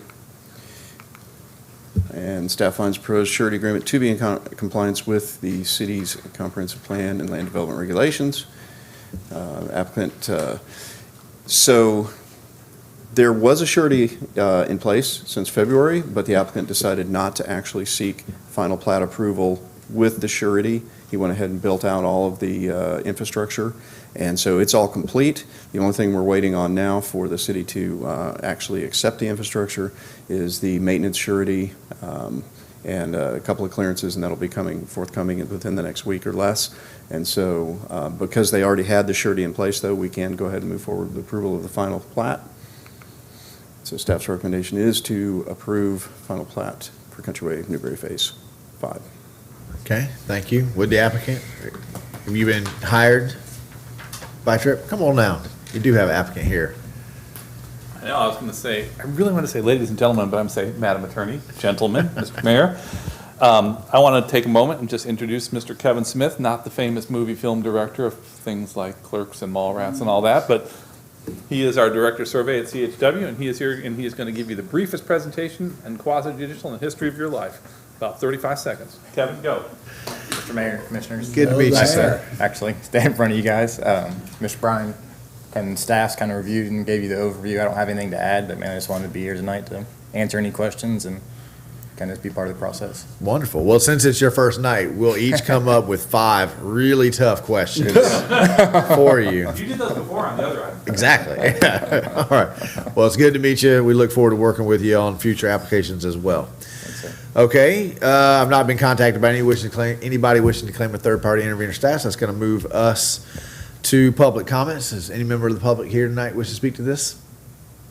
Seeing none, that will move us to cross-examinations. Did you hear anything from staff you'd like to cross-examine? No, thank you. Thank you. Madam Attorney, would you please advise the decision-making body? I'm sorry, I skipped the questions. We got any questions? We got 5 each. I'm trying to give y'all more time. Anybody have any questions? Yeah. How big is this plat? Square footage? See, I told you, it was coming. No, Brian, don't save him. He's got it required from memory. No, Brian, come on down and answer the question. Yeah. Where? What is it? 11.04 acres. 11.04 acres. Got to get that .04 in. It's very important. Makes the whole thing work. And I apologize, I forgot that Kevin was going to be here tonight. So my And apologies. he was right behind us. All right, I forgot the commission. They were sitting right next to me. Yeah. Any other questions? Good? No, I'm All good. right. I just needed to. Okay, did you want to make a final argument? Nope. All right, now, Madam Attorney, would you please advise the decision-making body is applicable law? Competent substantial evidence will need to be found to either approve or deny. Perfect. Nailed it again. Yeah, she did. I saw that. It was good. We'll enter into deliberations. There are no deliberations. I'll have a motion. I have a motion from Commissioner Martin, second from Commissioner Farnsworth. Any comments or questions? Motion on the floor of the dice. Public comments or questions on the motion on the floor? Seeing none, all those in favor signify by saying aye. Aye. Motion passes unanimously. And that takes us to comments. I have 2 city managers, but we're only going to split the comments, so. We gotta, I mean, we're not. James got none. We're not as good as Mike, we just have the one. Mr. Mayor, City Commissioners, on the dais, there is information about the Institute for Elected Municipal Officers. That's the 2nd level. It's in September in Estero, which is apparently by Fort Myers. If you're interested, please get with Ada and she'll register you for that course. Secondly, I did speak with City Manager New earlier this afternoon. He sounded really, really good. He was discharged from the hospital this afternoon, but we'll be spending a few more days down south for follow-up appointments. He wanted to make sure that I conveyed on his behalf his gratitude and his appreciation for all the love and support that he's received, and that he very much wants to come back to work, and he misses everybody, and again, is very, very thankful for everything that everybody did for him. Well, we appreciate that update, and it's glad to hear he's being discharged, and we're in the follow-up stages and all of those kinds of things. Thank you, Assistant Manager Dallas. We appreciate that. Madam Attorney, you have any comments? Not at this time. All right. Madam Clerk? Thank you, ma'am. Commissioner Coleman? Just great news about Mike. Praise God. Absolutely. Commissioner Clark? Same caveat to that. I know Mike's ready to come back, and God bless America. Thank you. Commissioner Farnsworth? Same thing. Now, you got to say it with his passion, God bless though. America? Yeah. Yeah, God bless America. Commissioner Martin? I appreciate you There's- packing it with all the Sir. powerful information. Yeah. There's a certain Charlie Brown character that's coming to my mind right with this guy. I just wanted to remind everybody the Supervisor of Elections Office has opened an early voting location here in Newberry for this upcoming primary season. It will be at the Equestrian Showplace Admin Building, which is right on the east side of the arena, and will be open from 9 to 6, August 13th through August 20th, ahead of the actual day of voting on August 23rd. The Methodist Church will no longer be used, so everybody that was at the Methodist Church, i.e. everybody south of State Road 26 in Precinct 4, will now go there on day of voting if they wait until the day of voting to go there. Thank you, sir. Very excited about the new voting precincts. That took a lot of work. Thank you to our clerk for helping spearhead that. If you know the Methodist Church, it's got the 1 point in and out. It's right there at the light, and that was starting to back up. So it'll give everybody a great reason to go out to the new equestrian center. Commissioner Maison.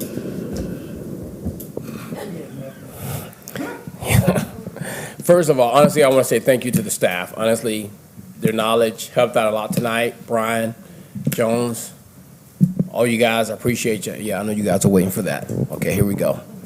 Due to tonight's commission meeting, I feel that this joke fits. Okay, so Coleman. Yes.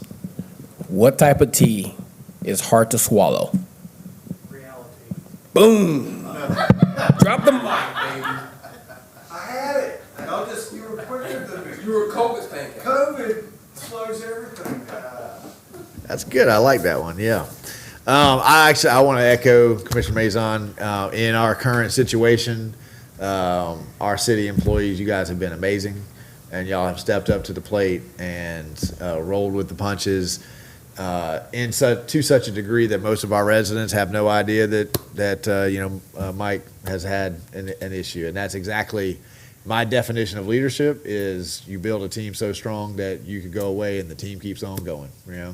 And so I wanted to make sure that we acknowledge that, because you guys really have been amazing from top all the way down. Everybody just has been very helpful and very loving and supportive of Mike's family in this time. I also wanted to say to the commission that the RAD Kids class started today at Newberry Elementary School.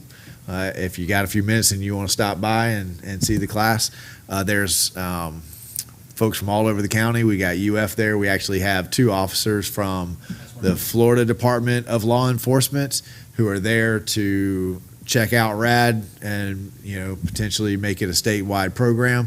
But High Springs Law Enforcement is there, Newberry's there, Archer's there. So they're getting trained to be RAD Kid. Oh, I'm sorry. When are they doing it? It's 8 to 5. So it's 8 to 5 all week long. So they started today, and so it has begun. And again, if you don't know what RAD Kids is the only program in the nation that teaches kids to recognize dangerous situations and how to respond to them. So it completely reworks some of the things that we all grew up with, like stranger danger, right? No, most strangers are actually friendly, and if you need someone to call the law, you got to figure out how to critically think, right? Yeah. So it's an empowered situation, right? And there's a self-defense component to it, which is what is often it's known for. Because if you're at school and the bully has you trapped in the bathroom, the first thing you have to know is how do I get away from the bully, right? So you guys have obviously started that program. Y'all's help and commitment got that ball rolling, and it's going to have a statewide effect. So I want to say thank you. I'm not sure if this is a good meeting for Kevin to start with or not. It's a great meeting. That takes us to citizen comments. Yeah. Citizen comments? You waited the whole time. Might as well come.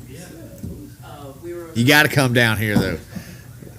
You have to do a cartwheel before you get here. No? All right. Hearing. All right. Hearing no further comment, we are adjourned.